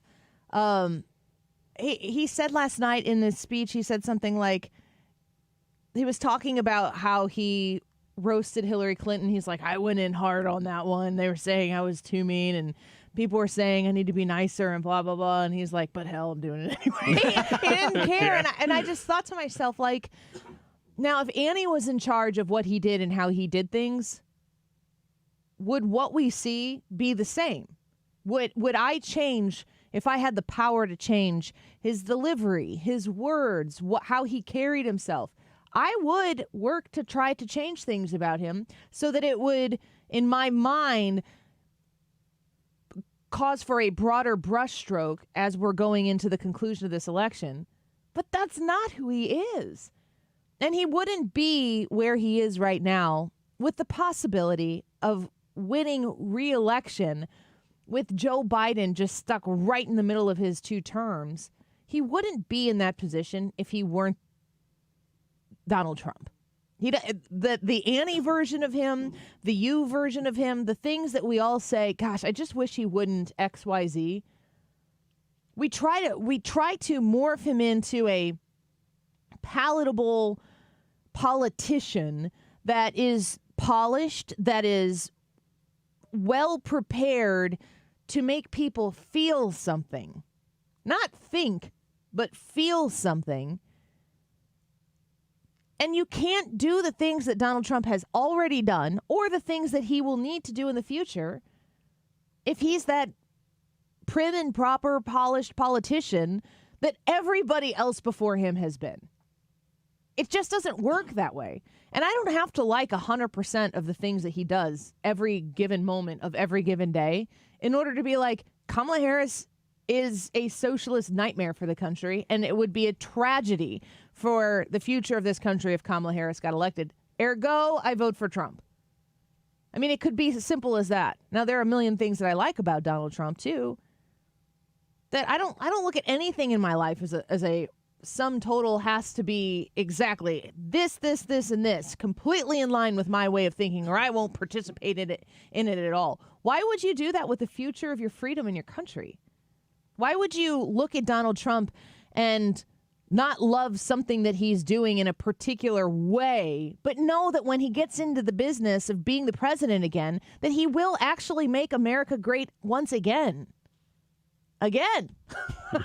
Why? It's not complicated. This is actually very simple. It's funny going back to 2015 and before, for a long time, people would say things like, what we need is we need somebody who's not a politician. We need a businessman. We need a businessman. We found the businessman. We need people who will get in there and not just spew talking points constantly. Well, here you go. This is what that looks like. There will be a day, mark my words, whether it's in 6 years or whether it's in 1 year, that there will be a day that even people on the left acknowledge, I miss the candidness of that guy. Yeah, I agree. I mean, we've seen it in 4 years' time. We've seen the evolution of people who were baited by the just obsessive hatred that comes from the far left activist media. It doesn't include everybody in the media. It doesn't include every Democrat that's in the media. It doesn't ever include every Democrat that sits around your Thanksgiving table. every Democrat that you know, they might have a reason for not voting Republican or not voting for Trump or not voting for Donald Trump particularly. But there has been an activist movement and billions of dollars invested in trying to make you think that Donald Trump is the great Satan. And he's just not. And I've been saying this whole election. I pray to God. I literally pray to God that Donald Trump is able to crack the facade that has been put around him to make people like you and me think that he's somebody who he isn't. That's the opponent that he has to run against right now. It's the media that's supposed to be protected, the free press that's supposed to be protected and enshrined with those freedoms that come with the First Amendment, has been used against the American people to lie to you, to deceive you, to make you think something isn't real. And I feel like that's shedding away. I just hope that it is enough before we get to November 5th. Let's take a quick break. Ask us anything when we come back. If you have any questions for us that you'd like us to answer, we'll ask all of those questions when we return. Don't go away. You're listening to The Annie Fry Show. The Annie Fry Show is streaming online. Watch us live on YouTube and subscribe.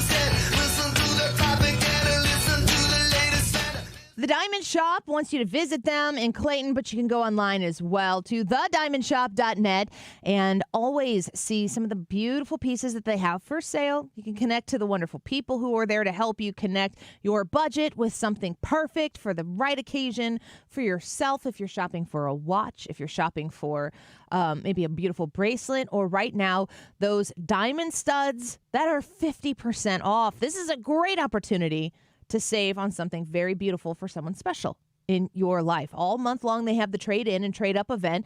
All diamond studs purchased at the Diamond Shop are eligible for the trade-up event. So if you've purchased them in the past, now is your time. If you haven't yet, jump into this great service that they offer. When you spend just $1 more on your entire purchase price of your diamond studs, it'll be credited towards your new purchase when you trade it in.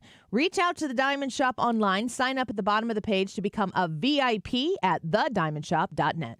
Hey, can you blow up some balloons for Jack's party? I can't. I'm so congested. You need Sinex Saline from Vicks. Sinex Saline nasal spray? Yeah, just Sinex. Breathe. Sinex Saline instantly clears everyday congestion associated with colds and year-round allergies with a gentle, ultra-fine mist that's no mess and easy to control. Daddy, we need more balloons. On it. Enjoy life's important moments without congestion. Try Sinex Saline from Vicks. Just Sinex. Breathe. Use as directed. Cybersecurity Awareness Month is in full swing, and LifeLock is here to spotlight the threat of phishing, those sneaky scams designed to trick you into revealing your personal information. While staying alert is important, true protection goes beyond just awareness. That's where LifeLock steps in with comprehensive protection. LifeLock doesn't just warn you about suspicious activity. LifeLock monitors your personal info and resolves identity theft issues if they arise. Take control of your security. Start your 30-day free trial at lifelock.com. Use promo code NEWS. Terms apply. There's more to the St. Louis Walk to End Alzheimer's than just walking, and even more reasons to join us for families facing the disease today. For more time, for treatments, we're closer than ever to stopping Alzheimer's. But to get there, we need you. Join us October 26th at the Chesterfield Amphitheater for St. Louis Walk to End Alzheimer's, the world's largest fundraiser to fight the disease. Register today at alz.org/STL Walk. That's alz.org/STL Walk. Right now, 38 states allow for sports betting, including 7 of Missouri's neighboring states. Amendment 2 gives Missouri sports fans the freedom to bet on games too, and that will generate over $100 million for our schools without raising property taxes. Amendment 2 is endorsed by the Chiefs, Cardinals, Royals, Blues, and Missouri's 2 professional soccer teams, the KC Current and St. Louis City.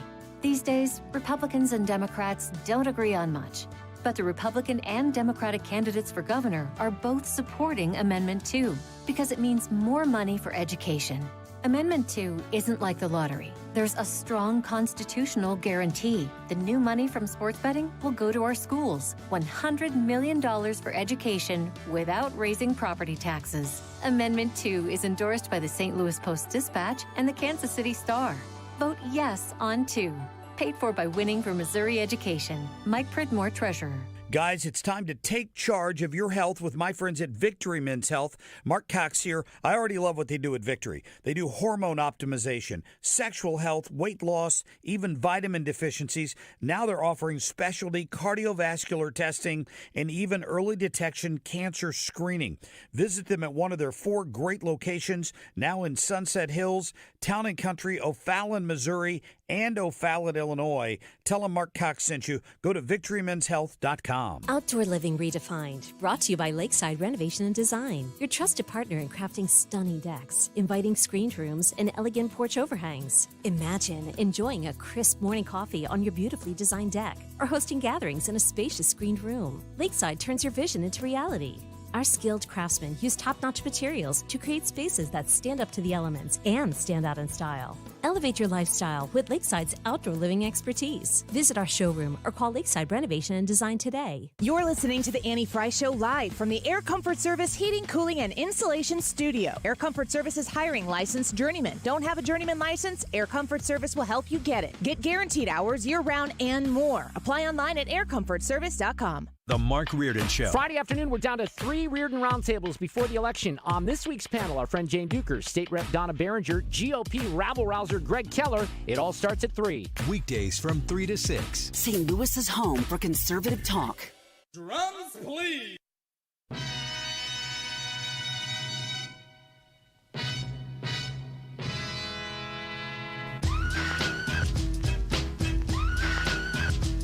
This is the Annie Fry Show. Find the podcast, on-demand audio, and more at 971talk.com/Annie. Pack it up, pack it in, let me begin. I came to win, battle me, that's a sin. I won't ever slack up, punk, you better back up. Try and play the role and you're the whole crew will act up. Get up. Next question. It's a legitimate question. Next question. Next question, please. Next question on the Annie Fry Show. Ridiculous Kamala laughing there. You suck. You enjoy that, don't you? I really do. I made this, though, thinking this will go past the election, and at what point will she be completely irrelevant if Trump wins? So, no, from your lips to God's ears. Right? When you hear, first question, when you hear jump around, pack it up, pack it in, what do you think of? I think of 1991. That's it? I don't really think Brad? of anything else. Man, there's like a movie rattling around in my head, but I can't think of what movie it is. Pringles. No, I'm not following you. Tell me. The commercial for Pringles? Was this when was this commercial? Tuesday? I don't remember. Oh, it's a new commercial? No. I would say it's probably 2010s or 2000s. Come on, people, you know the Pringles commercial where the little Pringles guy is like packing it up and packing it in. No, I don't remember any of that. All right, my first actual question for you guys is, do you believe in ghosts? Ooh. Boo! Oh my gosh, I didn't until now. I will haunt you after I die, just so you know. Please don't. I will. Or die after me. Probably be easier. I was going to say, what makes you think you're going first? Yeah. Man, that's hard because, in a sense, no. I'm going to say no, but I do believe in spiritual things. Supernatural? Yeah. So, can there be... The question The is... show gets over at 3, Ryan. This is a deep philosophical question. It's like Kamala Harris trying to answer Brett Baer's question. Can there be demonic Just start things? laughing when you don't know what else to say. Can there be angels? Yes, I believe in those things. Come on, Annie. You know. But can there be a lost soul that's roaming the earth? That's what I just don't know. I'm going to have to say no. Question just mark? because. Yeah. Brad? I'm a no. I believe in spiritual things. I believe in supernatural things. I do not believe in ghosts. I think that the Bible teaches absent from the body, present with the Lord. So whenever you die, your soul goes somewhere.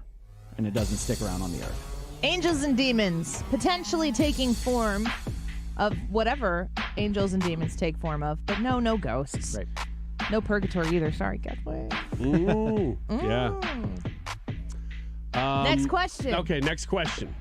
Have you ever, this is based on a conversation we had last Friday that I wrote down we didn't get to. Have you ever actually laughed at a clown? Like at it? Like, behind have its you ever, back? No, not behind its back. Probably. To its face. That's what I'm asking. Like a snicker? Have you laughed at, like, oh man, that was funny. That clown was really funny, and just genuinely laughed at a clown? I'm trying to think if I've ever seen a non-ironic clown. Yeah, I mean, when you were a kid, you didn't see clowns in parades and stuff. I remember seeing clowns when I was a kid. Anymore, they're just scary clowns. Oh, Stephen King and It kind of turned that on its head. No. Well, not that I can think of. I saw a clown on TV that was just punching itself in the face over and over. Info Dude I says, laughed at that. define clown. I mean, I have laughed at Kamala Harris, but... Oh, Republicans. We need like one of those stupid YouTube podcast things drops where it's like, Republicans, with a smashing sound behind it. Boom. Big diss. Are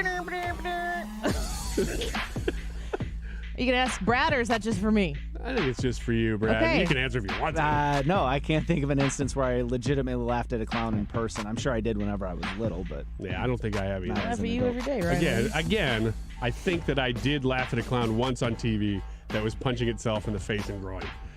And I thought, that's ridiculous. And I laughed at it. Next question, please. Next question. All right, so I have a question here.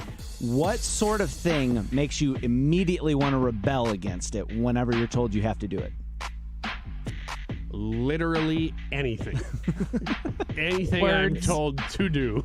I'm like, how can I not do that, but also get away with saying that I did it? So Immediately rebel? I don't know. I think I put everything in the filter of the why. Like, is there a purpose? Mm-hmm. But I don't know if I would immediately, viscerally rebel. What's your answer? Oh, I'm kind of along with Ryan. Whenever somebody says, hey, you got to do something this way, I immediately have a reaction of like, maybe I don't want to do it that way. I don't want to do it that way. But then I usually have to come around to the thought that that's the right way. So you rebel you just rebel because someone told you. Yeah, because somebody told me I have to do it that way. Like I want to find a better way to do it, but I certainly was that way when I was like junior high and high school. I was just naturally rebellious to my parents, but I don't know that was unique to me at that age. I'll ask this question kind of based on that one. Was there ever any fashion style that you felt like you were ahead of or you pioneered that like became fashionable after you were doing it? You first. Okay, fine. What do you think what was the word you used? Pioneered? Yeah. Go what on. What did you pioneer? There was never any... Jeans? I was always way behind on all fashion. Except for... Mind-blowing. Except for funny t-shirts. Here's the weird thing. You started funny t-shirts? In the mid-90s. Ryan Wiggins. They didn't sell funny t-shirts in stores. They didn't. The genesis of funny t-shirts. And so you had to really search to find a t-shirt. And even then, they weren't intended to be funny. So I was like, when I was 14 and stuff, I was wearing shirts that would say greatest dad and stuff like that. Because I'm like, that's funny. That's not a funny t-shirt. That's a t-shirt that you ironically wore. Yeah. Was and the t-shirt being sold to non-dads in high school? No. No, it was only being sold to dads. Is it now being sold? I didn't even see greatest dad t-shirts. I don't think we value that as a society in Target enough. But I do think that right after that, you started seeing funny shirts like No Fear and all these other things like started to go by the wayside, and the funny shirt thing came in. And I was like, I think I started doing that like a year before everybody was doing it. It's the only trend I've ever been ahead of. You? I couldn't possibly. No? Okay, fine.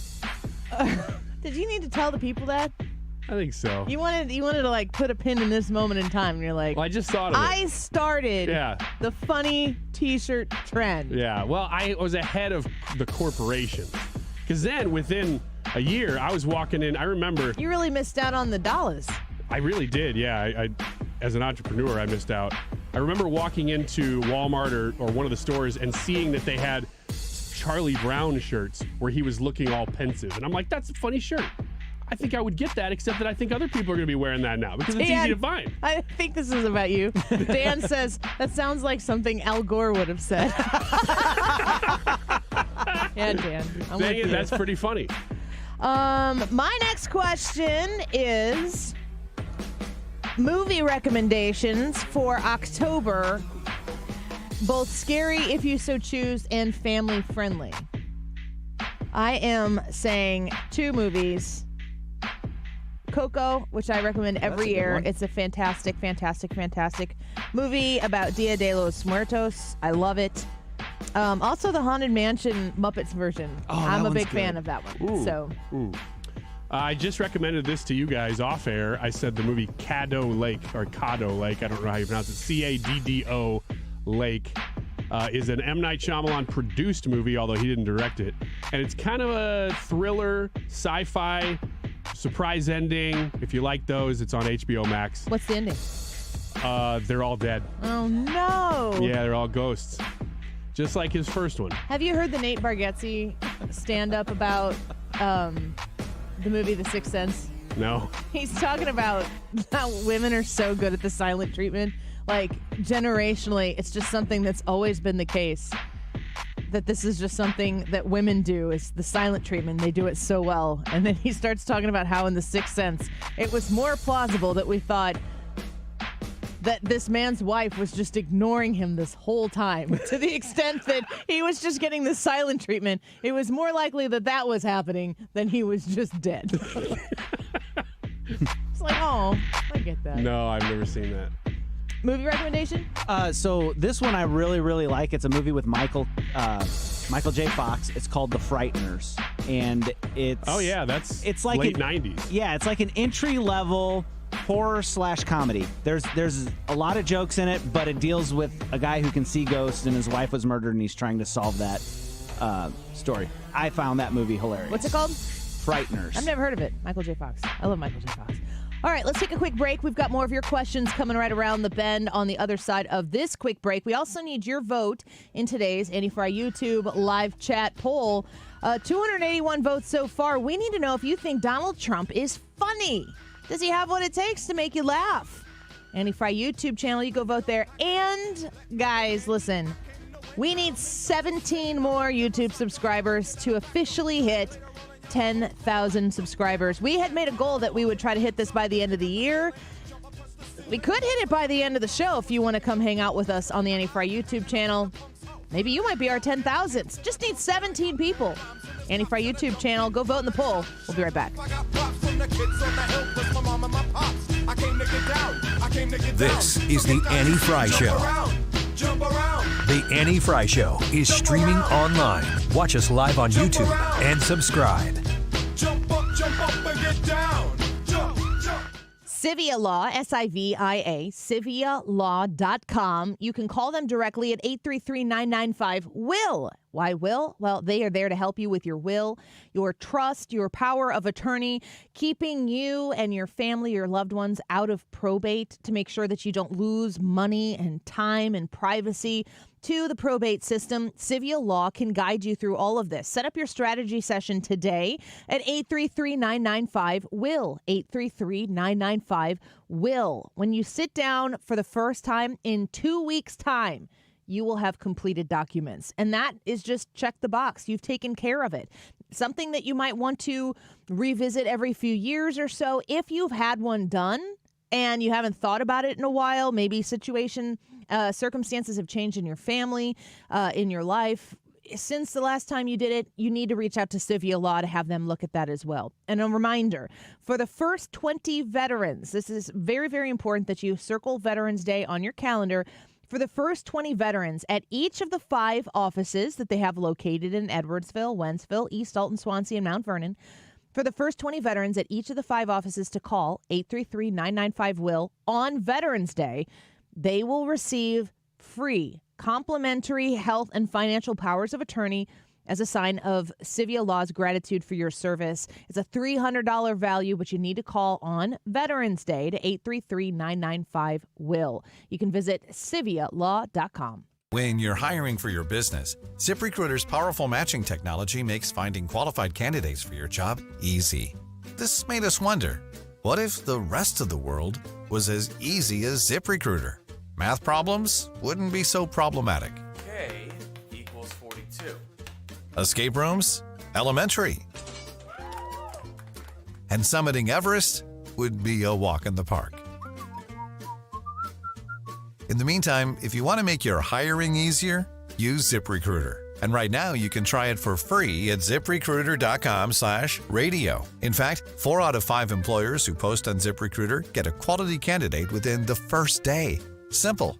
So, see what the world is like when ZipRecruiter does the hard work of hiring for you. Just go to ZipRecruiter.com/radio to try ZipRecruiter for free. Once again, that's ZipRecruiter.com/radio. ZipRecruiter.com/radio. Hi, Chad Hansen with Hansen's Tree Service and Environmental Resources. At Hansen's, we manufacture a full line of garden and landscape products that are perfect for your outdoor project. Pick up any of our products at World Outdoor Emporium, Kirkwood Materials, or a Hansen's location near you. Attention Missouri Medicaid members. If you need assistance with daily living, you can receive a free service from Freedom Care in your own home from a loved one. With Freedom Care, you decide who provides your daily care with help preparing meals, bathing, laundry, transportation, and more. A family member or friend that gets paid instantly after every shift. It's all funded by Medicaid and 100% free to you. Call now to check your eligibility. New to Medicaid, the Freedom Care family will guide you through enrollment, making it stress-free for patients and caregivers. With over 5,000 5-star Google reviews, we've perfected at-home care for Medicaid members and caregivers. This service is free to you through Medicaid, and with our InstaPay app, caregivers are paid instantly. So go to freedomcare.com or call 314-557-7915. 314-557-7915. 314-557-7915.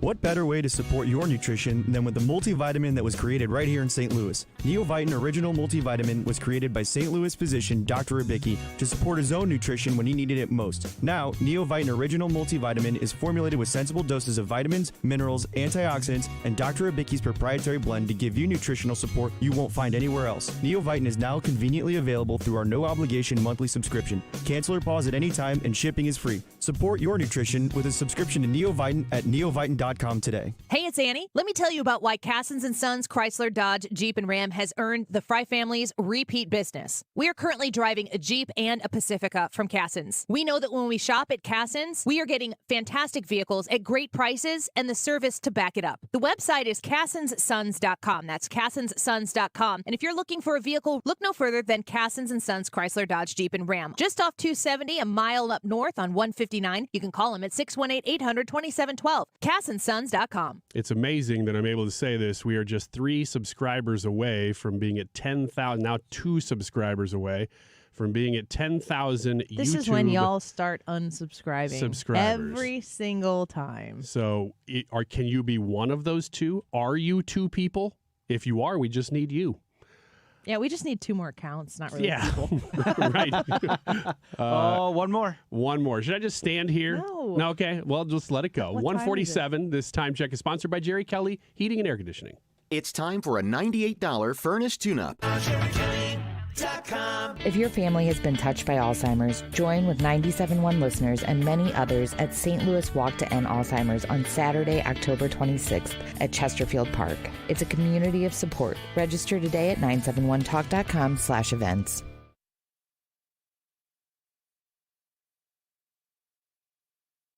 Do you have the time to listen to me whine about nothing and everything all at once? This is the Annie Fry Show. I am one of those melodramatic fools, neurotic to the bone, no doubt about it.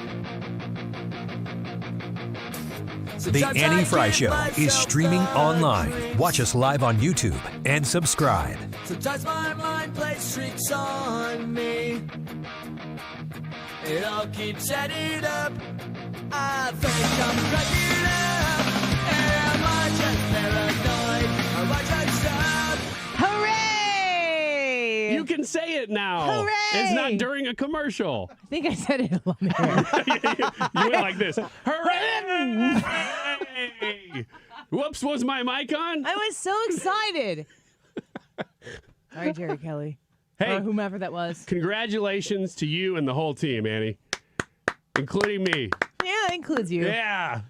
How many of these? We got We're waiting a long 10,000. time for that. 17 subscribers. They're still ticking up. 18. Wonderful. 19. How many of those do you think you're responsible for, Ryan Wiggins? Of the 10,020? Mm-hmm. 20. Oh, come on. Just the last ones. No way. Up until now, like I'm just sort of like getting my feet wet on this show. And I feel people like are just starting Does to it mean it's going to get better or worse? I don't know. What's your... Yeah, I'm not really sure because what I've been told is by you that it's possible that after 10,000, the algorithm realizes, oh, you're kind of a big deal, and you start to grow. I think we're considered a bronze YouTube account now. All right. I'll take bronze. We don't get a button or anything. At You least do we're at on the podium. 100,000. So now we just need 89,078. Mm-hmm. Did I say that right? 89. I don't know. That's great math. 978, something like that. We will. We need a few. Here's the plan. We are going to go stand outside of the Edward Jones Dome and gather support at the next St. Louis Rams game. Yeah, 20 is about right. You're spot on. All right. Well, we were doing a little Ask Us Anything. We can wrap up the next question here. We'll take some of the questions from folks who are chatting with us, excuse me, on the YouTube live chat, which is where y'all who have just subscribed, make sure you jump in to the YouTube chat and participate. We love having you there. 172 people watching on YouTube right now. Let's ask one of their questions. Bobo, for the first one, if you were a ghost, how would you haunt people? Yeah, that's a good question. From the refrigerator, inside of it. Nobody's ever expecting a ghost when they open the refrigerator. You know what I would do? You get them when they're really vulnerable. Now that you say that, I would stay also in the refrigerator. You can't. I'm in there. Get out. No. These are different houses. You can do your thing. I'll do my thing. We'll see who's most afraid. You should have the garage refrigerator. That's fine. I'll take the garage fridge. And every time they open it, the light doesn't come on. You're just holding the little thing at the top of the refrigerator. And they're like, why isn't the light coming on? And then real lightly. But it's in the garage, so you might not hear it. But the light is not coming on. So the way you're haunting people is the same way I'm haunting people? No. Are you doing a light thing? No, I'm going to hand them the food that they're looking for when they open the door. Like, I'm going to hand them vegetables. I'm going to hand them the food they should eat. Yeah, like if they go to grab like just a sugar yogurt, you're like smacking them and going, nope, Greek. Yeah. I'm going to be the Greek yogurt ghost. That's actually plausible. Brad? I think what I would do is I would just move things, but not like completely float things around. Just kind of move them a little bit to where it makes you think that you're slowly going insane.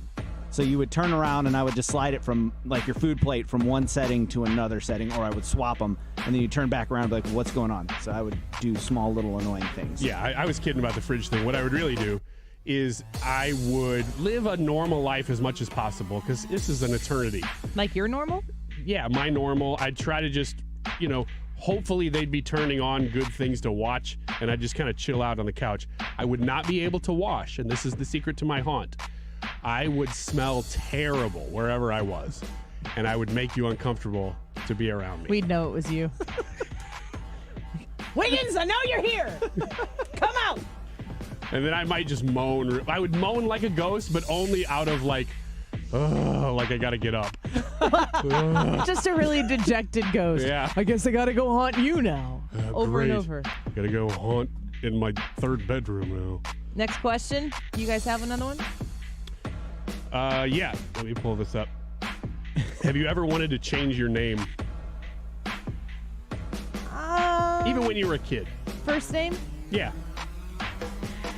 No, not really. My Annie is not super common. I don't know many Annies, but I've always been Annie, and it's not a unusual name, but it's not a frequent name, so that's kind of cool with it. Yeah.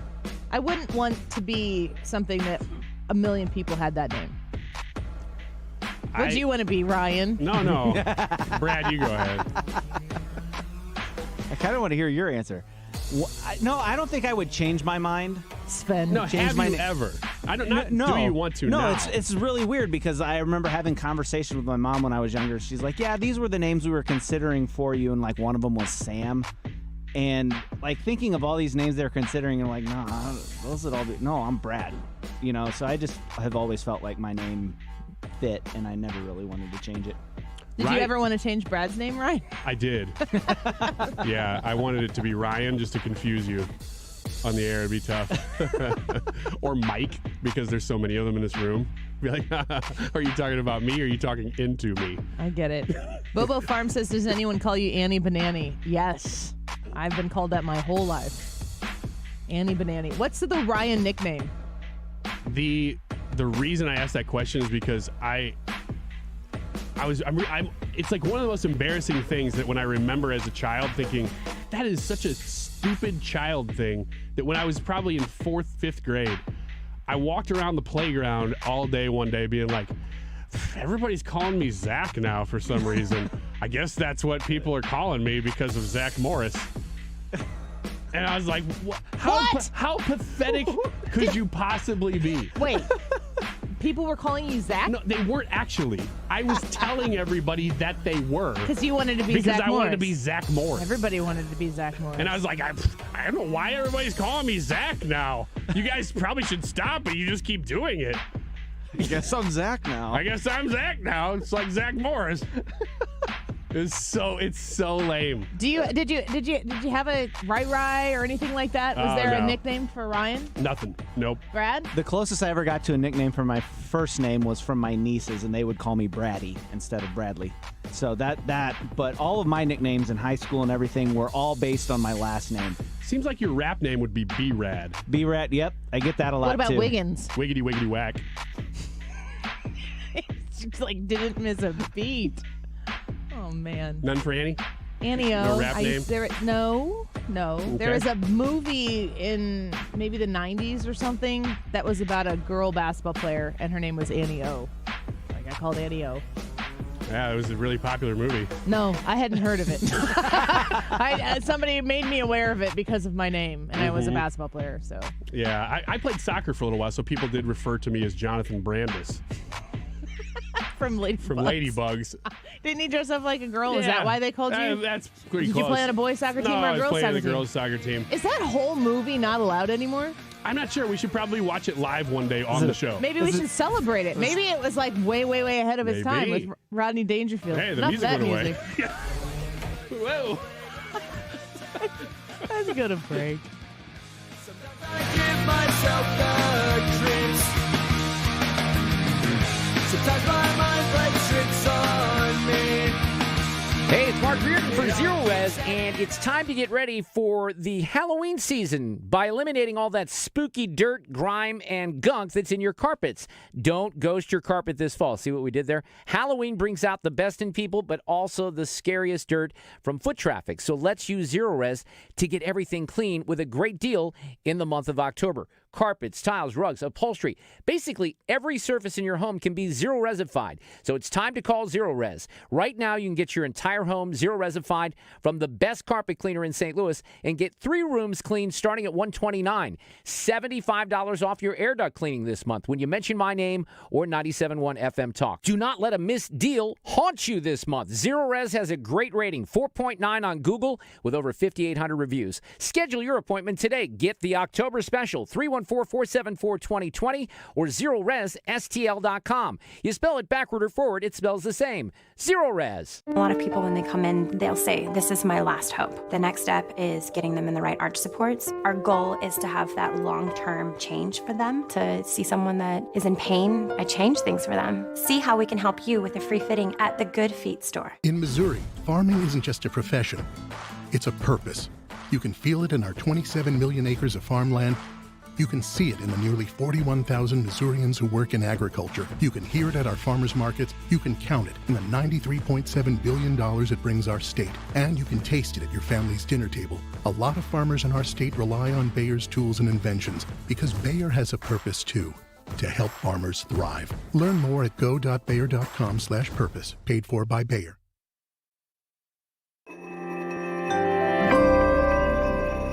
Are you worried about the state of the economy? Concerned about market crashes and rising inflation wiping out your savings? At Noble Gold Investments, we understand your fears and have a solution. Call us today at 1-888-403-1050. Imagine safeguarding you and your family with a tangible asset that has stood the test of time. Gold. With Noble Gold Investments, you can diversify your portfolio and protect your wealth from economic turmoil. Our team will guide you through the process, ensuring you make informed decisions that best suit your needs. Call Noble Gold Investments today at 1-888-403-1050. That's 1-888-403-1050. The future is uncertain. Take control now. Call 1-888-403-1050. Past performance may not be indicative of future results. Investing in precious metals, including gold, involves risks. Consult with your tax attorney or financial professional before making an investment decision. Mark Cox here. If you're nearing retirement or already retired, call my friends Thomas Helbig and Bob Kershaw with the Retirement Advisory Group. They'll show you how to link to the market without the risk. They're the official financial advisors of my show. Go online to retirementkey.com. KFTK FM Florissant. An Odyssey station. They're fighting for votes in the same battleground. Lisa Brady, Fox News. Michigan getting visits today from former President Trump and Vice President Harris, who told reporters a short time ago Trump has insulted Michiganders and auto workers. Donald Trump comes from a place where he really does not appreciate or understand how most people in our country work very hard for all that they have, and that there is great dignity in their work. Harris speaking to reporters earlier before the first of 3 rallies that's now underway in Grand Rapids, also saying she's heard reports that Trump's team is saying he's suffering from exhaustion. This after Trump criticized Harris for not attending an annual charity event in New York, the first Democratic nominee to skip it in decades. Trump calling Harris incompetent while also telling Fox and Friends about a potential cabinet pick. Robert Kennedy Jr., one of the names former President Trump says will be in his cabinet if elected. Oh, he's going to be a part of it. He had a big impact because he's very much into women's health, and he's very much into the environment, which a lot of people like. People really like him. The former Democrat and independent presidential candidate has been helping the Trump campaign. This comes as Vice President Harris said on The View she would put a Republican in her cabinet if elected president. Fox's Ryan Schmelz in Washington. A lot of people apparently eager to vote. Both North Carolina and Georgia, 2 of the states considered key battlegrounds, breaking records this week for the first day of early voting. A NATO meeting in Brussels focusing in part on Ukraine, whose president wants NATO membership as part of a plan to defeat Russia. The victory plan is President Zelensky's plan, and we're going to do everything that we can to provide the security assistance to support the president. U.S. Defense Chief Lloyd Austin, as NATO leaders say an invitation to join NATO for Ukraine won't come until after the war ends. America is listening to Fox News. Mommy, want to play a game with me and Dad? Mommy's not feeling good.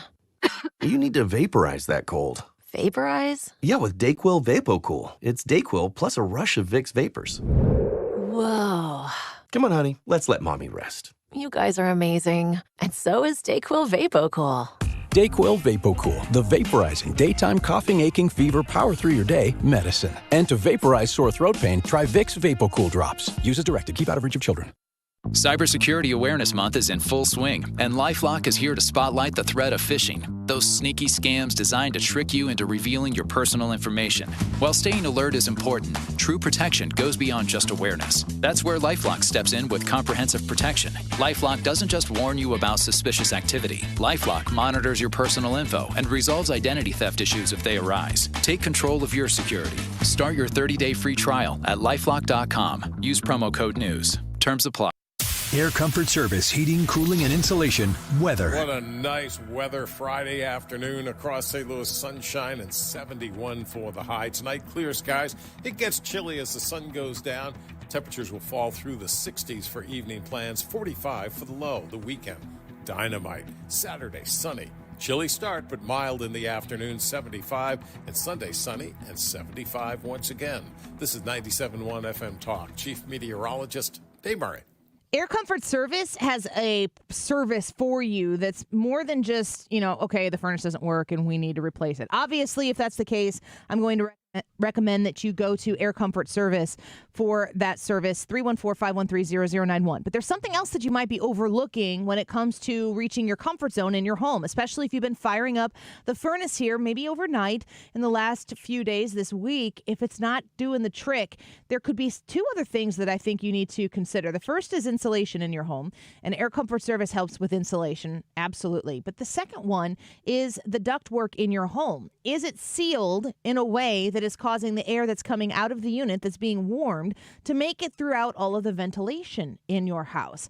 Air Comfort Service came to my home, and the furnace in the basement and the bedrooms in the second floor, we were not heating and cooling in an equal fashion. So we had to pump a lot more heated air into our house in order to make sure that the home was reaching the comfort zone. When they came through and did an AeroSeal duct sealing, they solved that problem for me. They sealed all the leaky parts of the ductwork, so now our comfort zone is reached in a much quicker fashion. We have to pay less to run our furnace. 314-513-0091. 314-513-0091. AirComfortService.com. Jewels on Hampton in St. Louis Hills is paying some of the highest prices on gold, silver, diamonds, semi-precious colored stones, and fine watches on site. Jewels on Hampton is a premier jeweler with an exquisite selection of diamonds, semi-precious stone jewelry, and vintage watches. Their expert design team can restyle your jewelry to today's contemporary style. They also do jewelry and watch repair. Need extra cash? Jewels on Hampton is paying some of the highest prices on gold, silver, diamonds, semi-precious colored stones, and fine watches. Bring your collectibles and clocks, sports memorabilia, and figurines too. Jewels on Hampton, 4506 Hampton, just 3 blocks south of Chippewa. Call them at 314-752-5000. That's 314-752-5000. So if you need some extra cash, looking for that one-of-a-kind piece, make Jewels on Hampton your first stop. Jewels on Hampton in St. Louis Hills. You've listened to 97.1 FM Talk. You've heard of Doug Voss of Voss Financial and Safe Money Radio, as he has been a staple as the financial expert on the station for many years. You can hear him on Safe Money Radio several times a weekend right here on 97.1 FM Talk. And you can talk to Doug Voss directly. Here's his number. Call Doug at 844-676-SAFE. That is 844-676-7233. Doug Voss is a registered representative. Securities offered through D.H. Hill Securities, LLLP. Member FINRA and SIPC. Looking for thick, healthy, gorgeous hair? Say goodbye to shedding, thin, and dull hair. And hello to thick, healthy hair with hair volume from New Nordic. Available online at Amazon, Walmart.com, and NewNordicUSA.com. You've got thoughts. Did you know you also have a microphone? Listen to 97.1 on the Odyssey app and click the microphone to leave a voice message. Whatever's on your mind, let us know by clicking the microphone in the Odyssey app. That is exactly what I needed to hear. They got someone here knows what they're talking about. Left up, left right, gotta love this American ride. Like, you need to take some time to get the full picture. Come on, turn the radio on. It's Saturday and I won't be long. Don't get me wrong, I love the ladies. I mean, they rev my engine, but they don't belong in the newsroom. It is Anchor Man, not Anchor Lady. What do you want from me? I'm not America's sweetheart. Goodness sake, kid, keep your voice down. Your father's listening to the radio. I'm not America's sweetheart. This is the Annie Fry Show. Well, to the 50 subscribers we just added to our YouTube channel in the last 45 minutes to push us over 10,000 subscribers, welcome. And that is not the usual intro for the show. Well, let's just say that it comes around pretty often, though. Once a week. At this time. At one segment. Thank you for being with us this afternoon. Happy Friday to you. Oh, gosh, it feels like fall outside. I am obsessed with the idea of everything fall and Halloween and Thanksgiving and cool air and sweaters and fireplaces. Like, we're in our house. I replaced the screen on the screen door that hasn't been. I don't know if it's like 3 years ago somebody walked through it. And we got one of those. Yeah, and it just looks. It's on the other side of Mount Everest of things to get fixed. Yep. And fall is coming, and I'm like, I want to open the door. I want to air the house out, and the screen door is such a huge part of that. I'm fixing the screen door. So my husband and I got it fixed, and it was so simple. Do you know this? Have you ever replaced a screen? We just did the same thing. It's so easy. It's not hard. I was mad at myself for having waited so long. I know, but it's always low on the list. And ours came when our 3-year-old, who is now 7, decided one day that he was going to walk up to it and 3-year-old, now 7. He's now 7. So this is a 4 4-year years. experiment. Yeah. He was going to walk up to that screen and just start sawing it. So he stuck. What did he use? Totally innocent. One of those little Fisher-Price saws. Oh. So he had a saw and he just found a little hole and he just pressed until it went through. And then he started sawing away at it. And he's like, hey, this works. He was right. It does work. It is not meant to happen. How recently did you replace the screen door? Within the last 3 weeks. Not the screen door. It was a screen window. Just the screen. Yeah. The window. A screen. Yeah. It's really, really, really simple to do. This is called procrastination. This is when you have something in front of you and it's in your brain. It's like in my brain, it's an insurmountable task. And then I've talked for years. I mean, we have gone through major holidays with my very handy relatives. My brother-in-law, who's been over, he's like, it's very simple. My dad, who's like, it's very simple. And I'm like, sure, for you guys. Oh, no, yeah. Even for me. I'm terrible with that stuff. Who did it? You or your wife? Handyman. Did you hire somebody to do it? Well, we had a list of things that we wanted done, and he saw it and said, look, I can do that real quick. And I said, go ahead. Do you know why? Because it's so easy. Because it's pretty easy, apparently. Do you know how much you paid for him to redo the screen? I know a total, so I don't know what it was in particular. Next time, I'll do it for half. Okay. I'm going to get your kid a saw for Christmas. Uh-huh. I'm going to be like, just go to all the screens in your house. I'm going to get your kids the movie Saw. Thank you. I appreciate that. You're welcome. Do you watch scary movies in your house like that? No, nothing even close. My kids won't even. I think we had this discussion about the Goonies. My kids will not even watch the Goonies because we told them there are a couple of kind of ominous parts.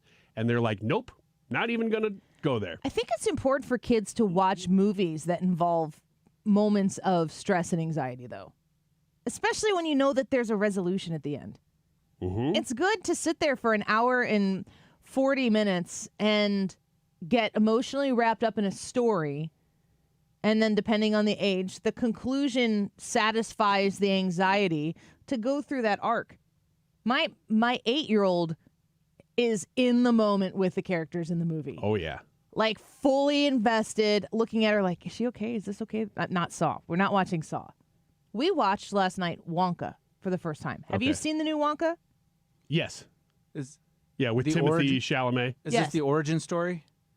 Yes. I don't know. It's the new Wonka. Okay, I haven't seen the newest. It's magnificent. It's such a good movie. Did you like it? I liked the movie a lot. I didn't think he was a great Wonka, but I did like it. Oh my gosh, he was wonderful. I thought he was wonderful. I don't like the Charlie and the Chocolate Factory story. I don't like the books. I don't like the original movie. The Johnny Depp version is so bizarre that I don't think I've ever even watched the whole thing. That is a weird movie. I feel like I'm watching something I shouldn't be seeing. It's so weird. Hugh Grant is in this new version of Wonka. Yes. And is so wonderful. Yeah, that's funny. I'm not even going to give away the character that he plays, but the arc of the story is so good. The music is so good. It's a musical. It's beautiful. I disagree with Ryan, and I think that Timothy Chalamet, is that how you say his name? He's so wonderful. Like it's an incredible story. And I only watched it because my 8-year-old asked to watch it last night. She's like, can we watch that? I had seen on Twitter from somebody who is in my Twitter feed that I follow, so whatever that means, that Wonka was a good movie. So I was like, okay, we can watch it. And I was enamored by it. But being that it was a good story, and it's just interesting to watch a child be sitting on the edge of the couch, like leaning into certain moments, and it pulls them in and it gives them the opportunity to have emotions in a pretty safe place. We talked a little bit about this earlier. I think might have been in a Wiggins America about raising children and the way boomers raise children and the way millennials raise children and the way children are being raised today. We went through a period of time, I'd be interested to know how long you guys think the decade was, where we shielded our children from every possible thing that could happen to them to keep them from hurting or stressing or anything. Do you feel like we're still at that place right now? A little bit. Mm-hmm. Yeah. As much as we always were, same place, same situation? I don't know. It's tough because a lot of the way TV has changes the way we consume media. Because it used to be you just had the TV on all the time and you would flip between channels. You try to find something that wasn't as bad, and you just kind of left it on. Now you're very picky and choosy about what you turn on and what you don't. Well, television and movies and entertainment has gotten so politically activist that you have to do that. But I'm talking more broadly on, like, your kid is experiencing some sort of maybe some adversity at school, maybe struggling in a classroom or something like that. Like if you got in trouble, we're all raised by boomers, right? Mm-hmm. If we got in trouble, were you more afraid of what the trouble was going to be at school or the trouble that would be at home? Oh, at home. I think at home, probably. Duh. Yeah. Like, it was way more intimidating to think about having to face the repercussions of your actions in your home than it was at school. And everything kind of turned on its head at one point. And now you've got, like, the helicopter parents, the bulldozer parents, the lawnmower parents. I don't even remember the distinction between all the different names that we've given them. Where if your child does something to get in trouble at school, that parent is going to go in and railroad every single person they have the opportunity to railroad to make sure that everybody understands that you don't treat my child this way. Yeah. That's how you get brats. Yeah, that's still a problem. So that's why I say I think we're still in that era. Here's the change, though. Within the last few years, we've started talking about that being a problem more, too. So while it's not solved, I think there are more people aware that they could slip into that, and they're guarding themselves against it a little bit more, but it's still there. Yeah, I've noticed I think that we are getting better, but I've noticed that with the kids that, like, there's almost a sense of anxiousness about failure. They're so worried that something will go wrong because they've never had anything go wrong in their life up to that point. They don't know where they are as far as, I can get through this. Some things don't always go my way. I can't always have somebody come and fix this. They miss out on that aspect of their life. I think we're getting better. To Annie's point, I think we're moving in the right direction. But I do think that there are still parents out there that are just trying to shield their kid from any sort of negative experience whatsoever. Let me ask you this. Based on the comment you made about watching a movie and, experiencing the stress, the anxiety of, things aren't right, through to the resolution, there's a lot of discussion about that right now, about storytelling. And one of the shows that experts have said is really good, especially for little kids, is Daniel Tiger, because they're pretty short, but you get conflict resolution all within about 13 minutes or something like that. And they say it's really good to go through that. Random question, but do you think before we, 100 years ago, 150 years ago, we didn't have movies. We didn't have any of this stuff. We had books, so it's not as if you didn't have storytelling, but we watch a movie and you get instant resolution. Mm-hmm. Do you think that is contributed to our lack of ability to go through things? Because when you go through conflict, you do not get instant resolution. you have to sit in it for a while a lot of times, and sometimes you never get resolution at all. Do you think that we have made ourselves almost as a species need conflict resolution quicker because we're used to seeing it quicker now? No, I think that if you're in conflict and you're not internally compelled to prefer resolution, then you're a sociopath. I'd agree with that. I mean, yeah, but at the same time, you could be like, well, yeah, I want a resolution, and if they do X, Y, and Z, we'll be resolved. I've experienced people in my lifetime that are confronted with new facts. Maybe they misunderstood something from the beginning, been confronted with new facts, and they're unbothered by it. Admitting that maybe the path that you were on has now taken a turn because you have new information and you have more clarity as to the full circumstances of whatever that conflict might be. And they're more interested in being consistent on having been right than they are in just what's real and what's true. I think that's what we see with Donald Trump completely right now, is there are so many people who have been led to believe a particular thing about Donald Trump. And because Donald Trump is a haughty person, he is a massive ego, which if you said that to him, he wouldn't be offended by that. He would be like, yes, that's who I am. Part of the Tyrus interview that he did for Outkick, which is where Tyrus was yesterday when he would traditionally be doing our show, he was interviewing the president. Tyrus goes through all of these incredibly kind and generous things that Donald Trump has done for people, writing fat checks, sending planes to places, highlighting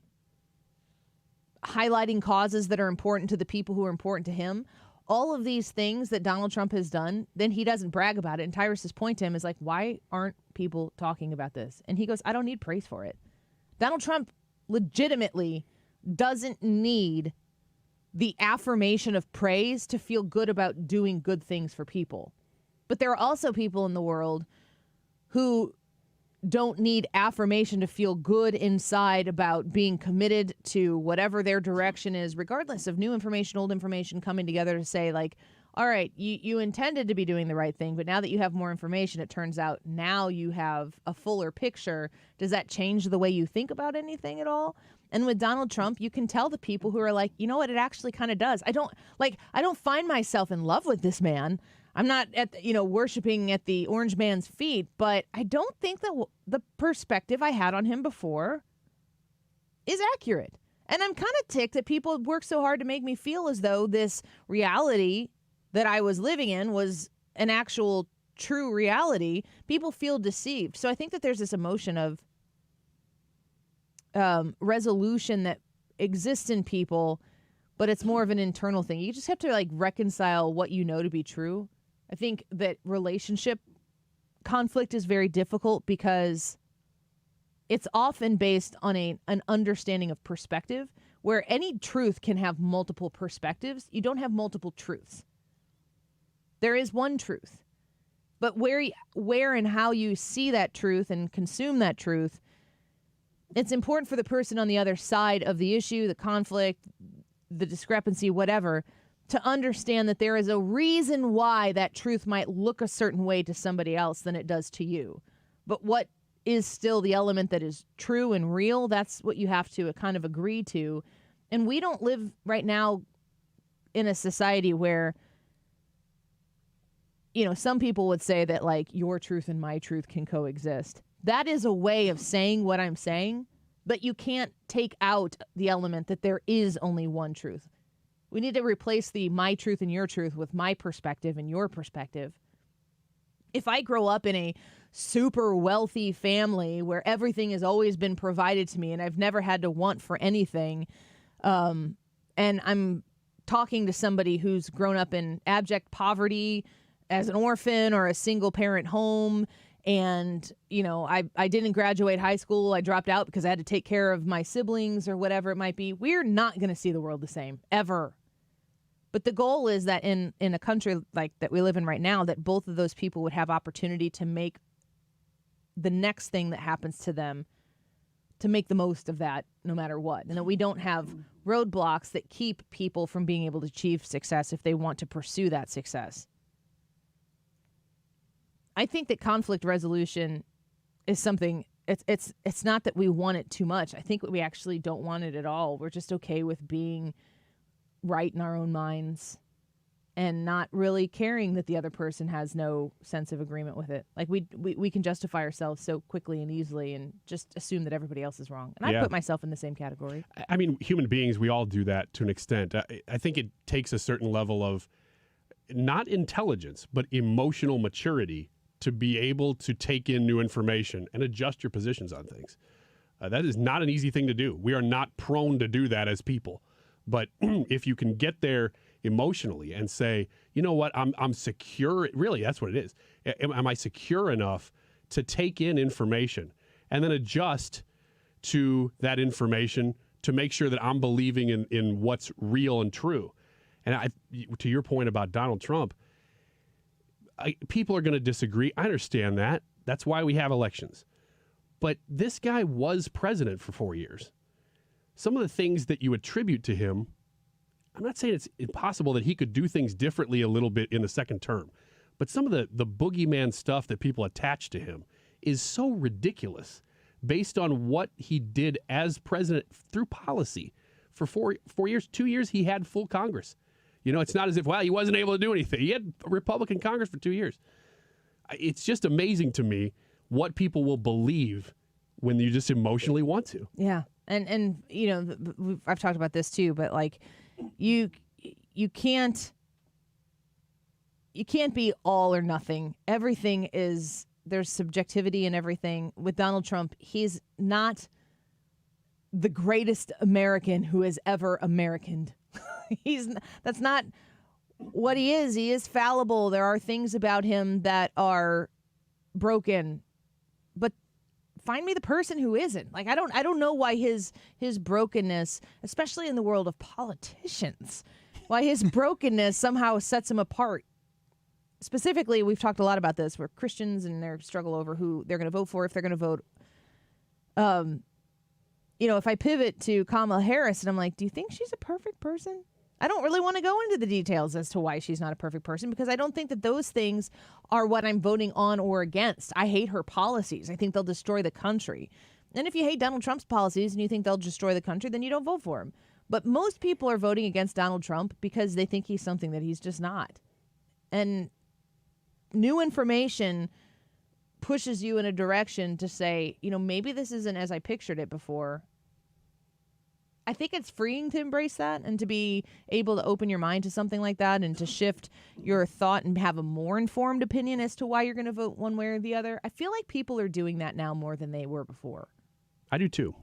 I don't know if it's like a massive wave of people, but it's definitely more than like what has been established in Trumpian world has shifted, I would say, a little bit.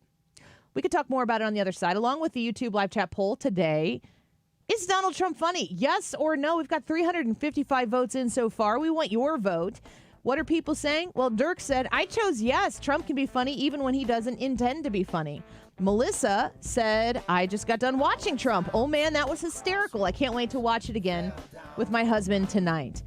Andy said, Trump isn't just funny. He's a trigger for funny. Remember when in a debate he said, there are some bad hombres, and everybody on Twitter started tweeting pictures of people with bad hombre haircuts? Yeah, there's a lot of comments coming in. We want to feature yours next. Get us on the Annie Fry YouTube channel. Stream us on the Odyssey app. And keep it right here on 97.1 FM Talk. We'll be right back. I went down to the crossroads, tried to flag it right. I went down to the crossroads. You're listening to The Annie Fry Show on St. Louis's home for conservative talk. The Annie Fry Show is streaming online. Watch us live on YouTube and subscribe.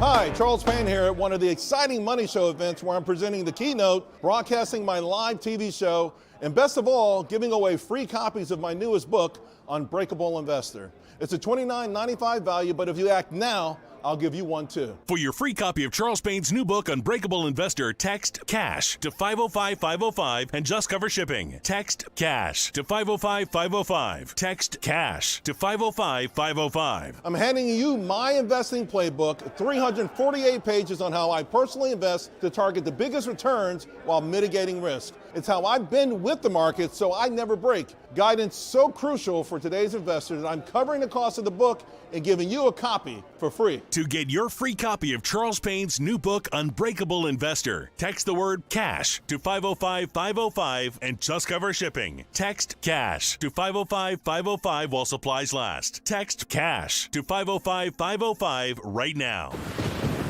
Weather can be unpredictable nowadays, but your local news station on the free Odyssey app has got you covered. Whether you need an umbrella, windbreaker, or an extra layer, or two, we'll let you know. Download the free Odyssey app and search for your local news station to listen on your smartphone or ask your smart speaker to play it before you head out the door. Download the free Odyssey app and search for your local news station. That's AUDACY. Right now, 38 states allow sports betting, including 7 of Missouri's neighboring states. Amendment 2 gives Missouri sports fans the freedom to bet on games too, and that will generate over $100 million for our schools. Amendment 2 is endorsed by the Chiefs, Cardinals, Royals, Blues, and Missouri's 2 biggest newspapers, the St. Louis Post-Dispatch and the Kansas City Star. Here's Hall of Famer Ozzie Smith asking you to vote yes on 2. Back in my day, I was the wizard of the infield. Now, I'm a grandfather. That's why I'm voting yes on Amendment 2. It means over $100 million for Missouri schools and teachers, and no more broken promises. There's a constitutional guarantee that the money goes to our schools, and legalizing sports betting is great for us fans too. That's why the Royals, Chiefs, Blues, and Cardinals all join me in saying yes on Amendment 2. Paid for by Winning for Missouri Education, Mike Pridmore, Treasurer. Surprise! Surprise! You know, surprise parties, they can be fun, right? Well, financial surprises, not so much, especially when you're retired, like finding out you owe more in taxes than you thought you would, or having to go back to work to make ends meet. Maybe you think you'll be okay, but why not double check just to be sure? Call Marvin Mitchell at Compass Retirement Solutions and schedule a retirement double check. Marvin and his team have been helping families plan for retirement for more than 15 years. Call 314-373-1598 to schedule your retirement double check with Marvin Mitchell at Compass Retirement Solutions. That's 314-373-1598. Don't let a financial surprise derail your retirement dreams. Give Marvin and the team a call, 314-373-1598. Firm offers insurance services, investments, and services offered through Compass Retirement Group, a registered investment advisory in Missouri and in Illinois. You've been listening to the very popular Wellness One for many years, Saturdays and Sundays on 97.1 FM Talk. We're happy to share that we've expanded the show to 4 times a week. Yes, 4 times every weekend. Saturday at 10 a.m., Saturday at 8 p.m., Sunday at 9 a.m., and Sunday at 2 p.m. It's the same great show designed to cut through the nonsense and provide you a common sense, science-based strategy for a healthy life. So join TJ and Aaron for Wellness One.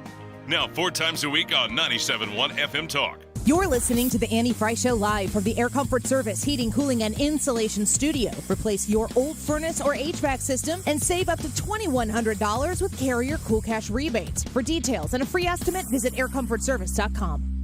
For details and a list of all station contest rules, visit www.971talk.com/rules. News that's on time. On your time. Download the Odyssey app and dip in whenever you want. And stay on top of what's happening. 97.1 FM Talk on the Odyssey app.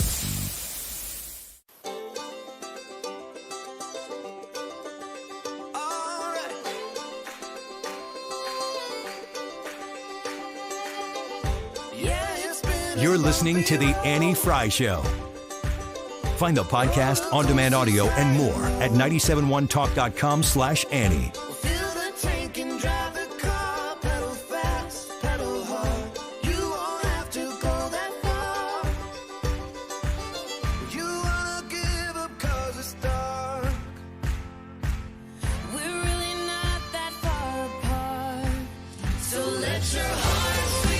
Welcome back to the Annie Fry Show.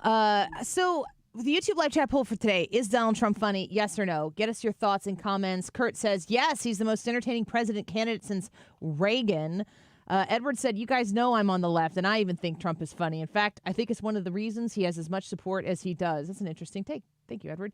Jack said, I voted yes. Donald Trump is a hoot. You let us know what you think on the Annie Fry YouTube channel, and we will continue to cover your comments and give you the results to that poll here in about 20 minutes from now. So stick around for that. Here is an article I came across, and we'll see what you guys think about this here. When we think of ourselves, do you think of yourself as a child of the 80s, the 90s, the aughts? What do you think of yourself as? That's a good question. I would say a child of the 90s because I was a teenager and formidable years, the 90s. Mm-hmm. You were born in 82? 81. 81? I was born in 83, so like 89 I was in kindergarten, so I'm a child of the 90s. Yeah, that's the way. I'm an 84 baby, and I would say I actually remember a lot of the 80s, though. I remember things from the 80s, songs, colors. Learning colors? Lots of color. No, just it was very colorful. Oh, colorful. Neon. Yes. I remember. Electric blue. Are you kidding me? Oh, yeah. Chef's kiss. Crazy at the very end of the 80s, I would have been 9 or 8 or whatever it was. That would have been 9. I remember VH1 and MTV running like, oh, this was the best of the decade.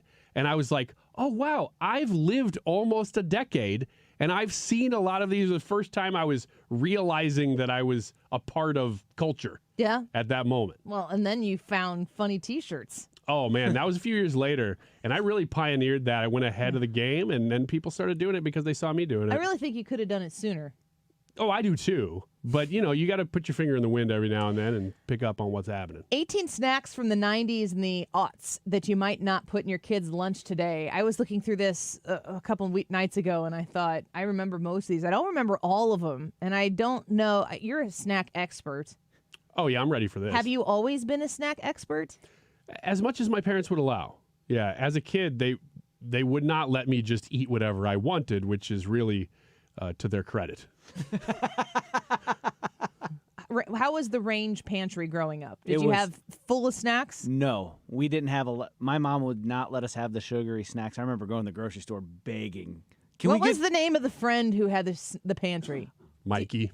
Yes? Yeah, next door, they would just eat a box of fruit snacks sometimes. Like, what the heck? You can do that? Ironically enough, Ryan. But not this Ryan. Not this Ryan.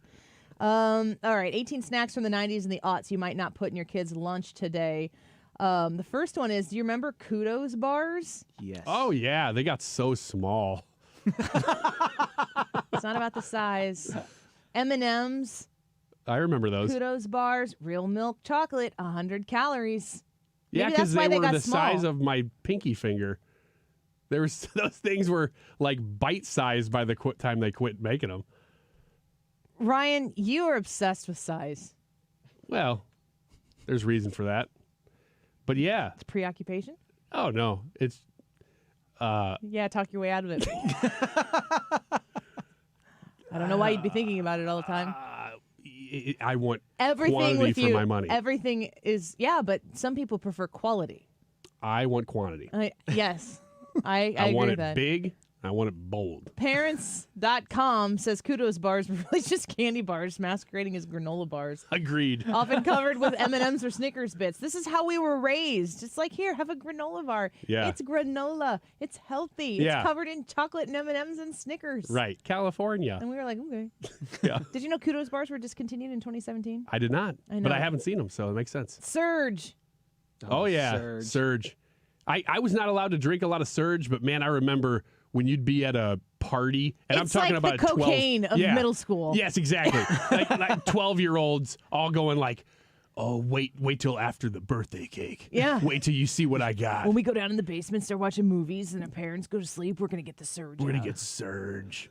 We used to, when this is before It iPhones. was good. I liked Surge. I did too. It was pretty good. It wasn't similar to Mountain Dew. I think it was more it was more maybe citrusy than Mountain Dew. I think it had a little more of, I don't know if it was a grapefruit or something like that. Yeah, to that it. makes sense. Just something that was a little bit different. Yeah.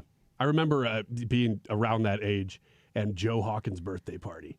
Joe Hawkins. Oh, Joe man. Hawkins. He's going to have Surge, and he's going to have disposable cameras. So we're going to take pictures of ourselves dunking on like a 6-foot rim. But everybody's sitting down looking up at. Oh my gosh. I remember my friend. Such a boy thing to do. Yeah. We did that. Brenton, he was a year younger than me. In 6th grade, he'd get a 24 cube. I think Surge was sold in the cube. Really? And he'd sell those Surges after class. That's smart. That's a Surge dealer. I tried doing that with bracelets once, and I realized the margin was not big enough. What about Squeeze-Its and Kool-Aid bursts?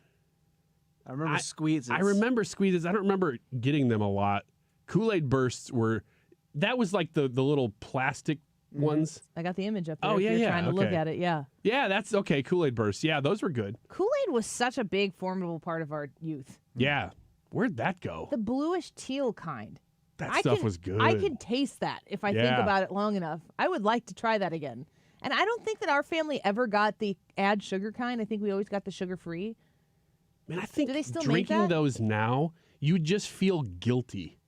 Because there's no redeeming quality to this. Speaking of, Fruitopia. Fruitopia was good. Yeah, that was pretty good stuff. Fruitopia was like the Kool-Aid for hippies. Yeah. It was the The same psychedelic thing. Just a different Kool-Aid. label on it. Yeah, exactly. Fruitopia. But it had fruit in it. No, it did not have fruit in it. Had a day in the name. Our school had a Fruitopia vending machine Uh-huh.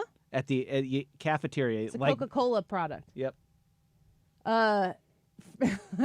Parent says, did your school have a Fruitopia vending machine? Wow. Coca-Cola and Minute Maid introduced their fruit-flavored beverage in the early 90s, and colorful concoctions were popular among young people who considered Fruitopia a, quote, healthier alternative to soda.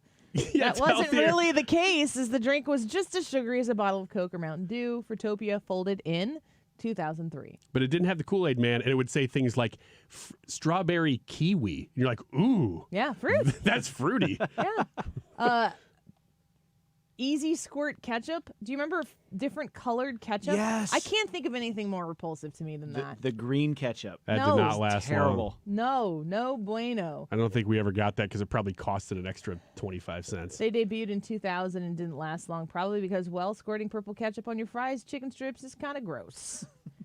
High C Ecto Cooler. This is one that I knew this don't. one I would be remember on there. this I don't knew remember it. this one. You both do? Oh, yeah. I remember it. I never got it. This was one of those things that certain kids got. Yes. And Were they they thought cool? it was unbelievable. The Ecto Cooler was based on Ghostbusters. And it went for 2 decades after Ghostbusters. I have no idea why. It kind of came out when that real Ghostbusters cartoon came out. Yeah. And I remember wanting it, my parents saying you can't have it, there's too much sugar in that, and then doing everything that I could, trading most of my lunch away to a friend at lunch to try to get one. And sometimes it would work and sometimes it wouldn't. I remember in 1994 or something walking through a grocery store and thinking, they're still trying to sell Slimer? This isn't a cool character anymore. But Yeah. I guess everything comes back around. I just said I watched Ghostbusters for the first time this past weekend. I think it was Monday, maybe, with our kids, and it was just too slow for me. I couldn't do it. Oreos O's cereals, like Cheerios. Oreo O's. I don't remember that, but I'd eat that right now. I know you would. I remember those. I remember asking for those. My mom's like, no, you get Cheerios. Cheerios may not be healthier. Oreos are another triumphant comeback story. They were introduced in 1997, were literally Oreos masquerading as breakfast cereal. People wonder why millennials have such weight problems. Oreo O's were first discontinued in 2007 when Post and Kraft split, but the cereal came back in 2017. Philadelphia snack bars. Do you remember this? When I read this, I'm like, I do remember that kind of rage.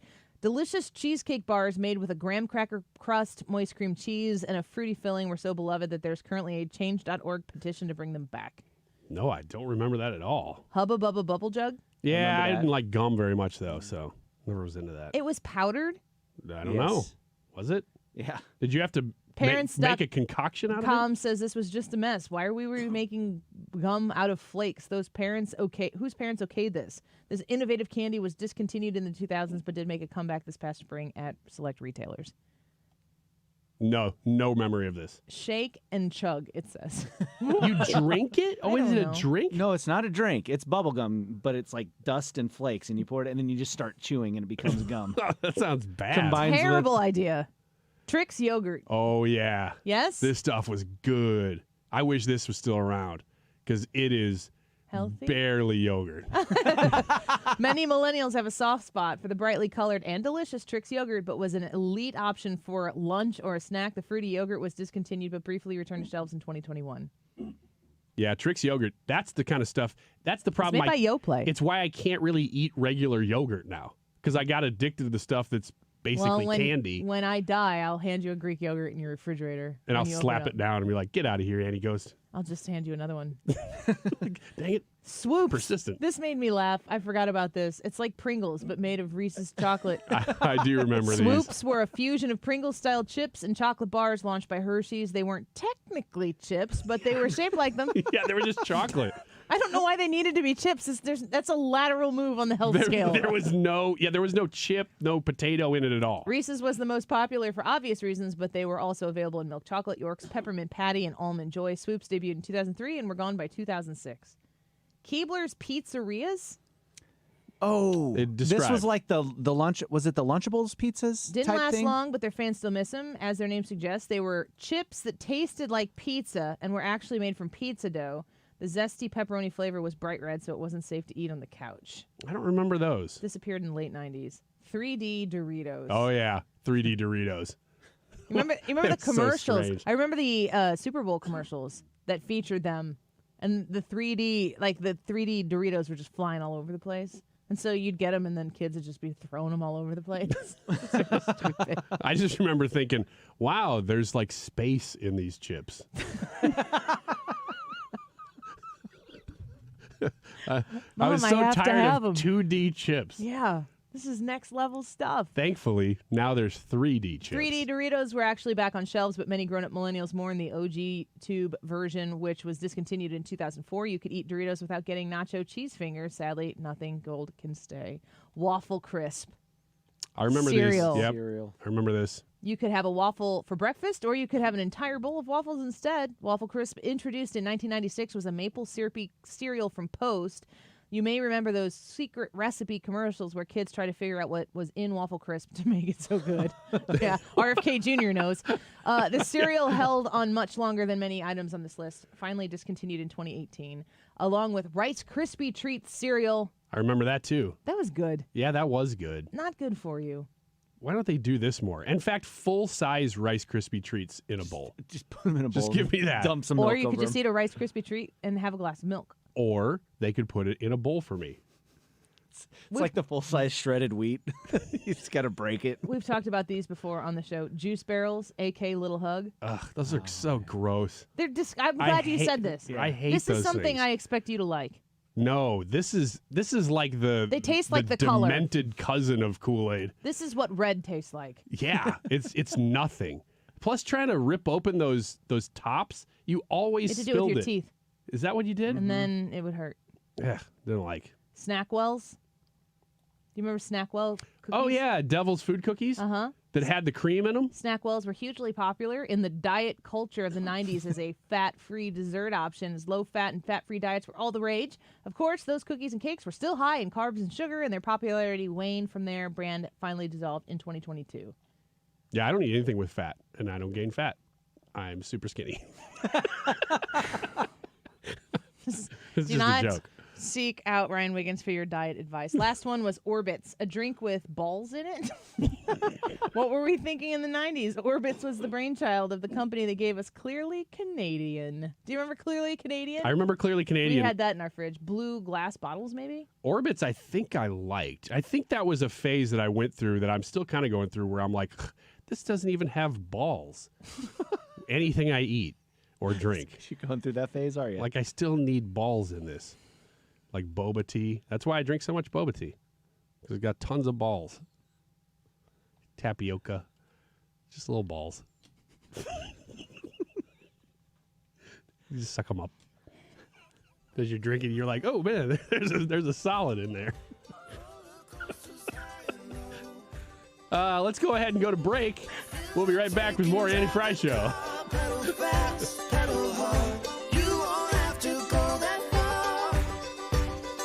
Life is challenging and ever-changing.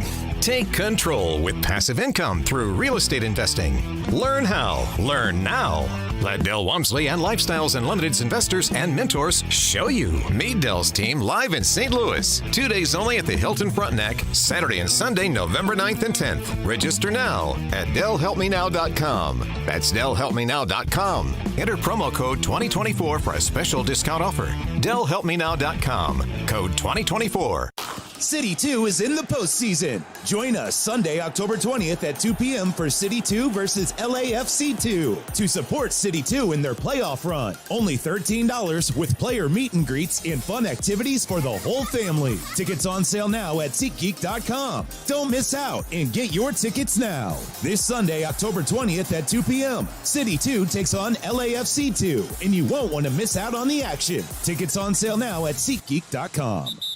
Attention, Missouri residents in need of care at home. If you have Medicaid and need assistance with daily activities, you can receive free in-home care from a loved one, funded by Medicaid with no cost to you. Freedom Care, Missouri's #1 home care provider, gives you the power to choose who provides your care, and they get paid instantly. Imagine your daughter, son, a close relative, or trusted friend helping you with cooking, transportation, laundry, and other activities in your own home. You get the help you need, and your caregiver gets paid instantly after their shift. Freedom Care has over 5,000 five-star Google reviews and is #1 in Missouri for in-home care. If you have Medicaid and want great care from a loved one that's 100% free to you, go to freedomcare.com or call 314-557-3027. That's 314-557-3027. 314-557-3027.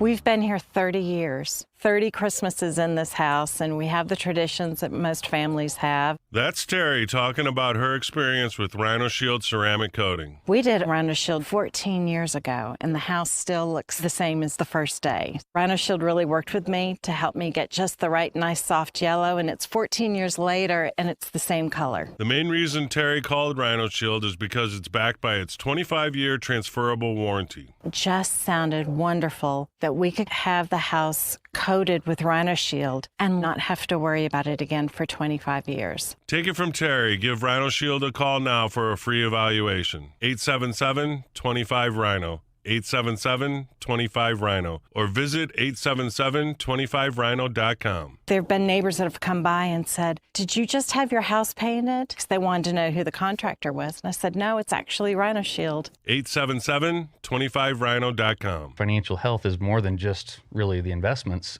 You have to look at tax consequences. You have to think about legacy planning or generational planning or your healthcare options. Those all go together with your financial health. Join Matt Goolsby for Retire Hour to hear his team in finance, healthcare, estate, and taxes discuss changes in law, strategic planning, and answer listener questions. Submit your questions to be answered live on air at retirehour.com. Retire Hour, Sundays at 7 a.m., right here on KFTK. Hey, it's Bo Matthews for Beast Plumbing, and if you need a new water heater like today, maybe it just went out, send them a picture of your water heater for an estimate, and you could have same-day service. Call 314-500-LEAK and find them online at BEISplumbing.com. You guys, is Donald Trump funny? Yes or no? Let us know what you think. It's today's YouTube live chat poll. Is Donald Trump funny? Leave a comment, too. And also subscribe. We're at 10,032 people. Can you believe that? 250. This time check is sponsored by Jerry Kelly Heating and Air Conditioning. It's time for a $98 furnace tune-up. Ladies and gentlemen, we've arrived at one of the final Reardon Roundtables before Election Day. It's going to be a good one this afternoon. A lot to talk about. Jane is here, State Rep Donna Behringer, Republican consultant Greg Keller. We get started in just a few minutes, right after Fox News at 3.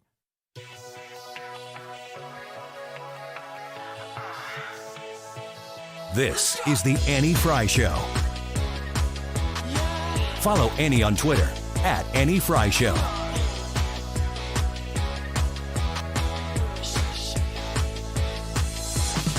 I'll take you home if you don't leave me at the front door. Your body's cold, but girl, we're getting so warm. And I was thinking of ways that I could get inside. Tonight you're falling in love. Letting you go now. This feeling's tearing me up. Here we go. Now she does it like this. Swing it to Welcome back to the Annie Fry Show. So we're over 10,000 subscribers, and we made a commitment to you that should we beat 10,000 subscribers before Halloween, we will don some costumes, at least at minimum in the 2 o'clock hour of the Halloween show, which should be a week from yesterday. No, 2 weeks from yesterday. There's a whole week in October I always forget about. Mm-hmm. All those costumes, you will don them, I will Kamala them. Little joke. Republicans! The question now is, so what we had said we would do is we're going to go to Johnny Brock's. I've been given the link to Johnny Brock's from Trisha because she's the one who's been talking to them. And let me pull it up here. She sent it to us, and it is the Shop Johnny Brock's website. So you could tweet us suggestions because what we said was Ryan and I will pick out Brad's costume. Brad and I will pick out Ryan's costume. Ryan and Brad will pick out my costume. Mm-hmm. So should people go on to Johnny Brock's website and maybe make some suggestions? 1,000%. Yeah, I think probably 1,001%. Yeah, tag us all in it. Ender says Big Deborah. Ryan should dress up as Kamala. Somebody says Ryan is Little Debbie. Other people is Ryan Big Debbie. Big Deborah. Big Deborah. I would do that. How If you much- could somehow do Big Deborah. How much, probably we can't. How much do you enjoy dressing up for Halloween or for costume parties or whatever? Oh, 0 to gosh. 10, 10 being favorite thing in the whole wide world. Yeah, I put it at a 1. I can't stand it. It's so annoying. But I know people love it. And when people do dress up and really go all out, I actually appreciate it. Because you go, man, that took a lot of work and it's a good costume. Now, I don't ever do a good costume. Mine is always about half anused. I won't say the word. I was like, did I hear that? That's a new word for me, and I got to wash it out of my ears right now. Blech.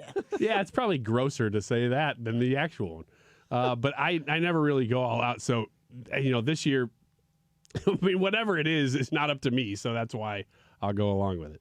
You, Brad? I don't know, maybe a 4. Like, if the costume's good, I'm excited about it. If not, I'm not. Where would you guys put me at? You're a 0. I was going to say, Yeah. what's the lowest we There's can a go? lower number than Just 0. Back it Here off I a little am. bit. I'm not into it. I don't like it. It makes me uncomfortable how much other people like doing it. I was so introverted about it. Like, I know that this is a time of year that people live for. Costume parties. You have a big deal about it. I do not want to do that. And then I see people who come up with these really clever couple costumes and stuff, and I'm still like, I do not want to do that. Yeah, the ones I'm seeing this year are where you have like a person standing up above your shoulders and your head looks like it's being carried by a person. By a plate or on a yeah, plate or or whatever something it like is. Those are cool. Should we do? We'll need your feedback at Annie Fry Show on X, at Radio Wiggins, at Range Brad. Suggestions. Should we just do 3 individual ones? Should we try to make each other look as ridiculous as possible? Should we try to look as great as? Because you can take a costume into any given direction that you want to go. Should we do a group costume? There was the year that we were the Trumps and the Lincolns. Mm-hmm. I was Abe. Mm-hmm. You, Ryan. Brad was Melania. Ryan was Mary Todd. The video we have, I'm going to have to find it for next week, the next 2 weeks, of where you were off camera. When we put you on camera as Mary Todd Lincoln. Oh man. Yeah, I you just looked as so happy as she sad. was.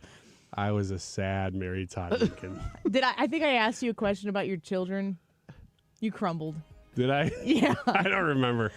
Oh, man. Well, we need your suggestions. Thank you to everybody who subscribes to us on YouTube. If you haven't yet, Annie Fry YouTube channel. Next up, 100,000. We got a minute before we get there. But a reminder, you can always stream us on the Odyssey app. If YouTube's not your thing, AUDACY. Download that app. Follow 97.1 FM Talk. You can stream my show and leave it right there because the Mark Reardon Show's coming on next. And you take us everywhere you go, crystal clear. The YouTube live chat poll for today is Donald Trump funny? With 385 votes, 90% of you said, yes, he's funny. Thank you for participating in that today. Check out the podcast. And do not go away because the Mark Reardon Show is coming up next.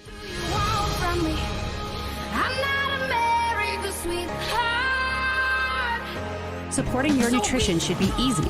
That's why we created the Neovitin Women's Multivitamin monthly subscription. Get your daily Neovitin Women's Multivitamin delivered directly to your door every month. You can pause or cancel your subscription at any time with no long-term obligations. With B vitamins to support energy, vitamin D for bone support, and our physician-formulated proprietary blend, Neovitin Women's Multivitamin is here to support your nutrition every day. Start supporting your nutrition and sign up for a monthly Neovitin Women's Multivitamin subscription today at neovitin.com.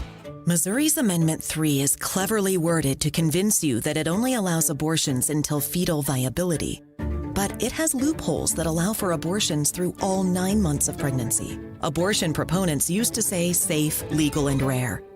But now they want abortion as common as the morning after pill. Plus, minor-aged children will have access to sex change surgeries without parental consent. Vote no on Amendment 3. Paid for by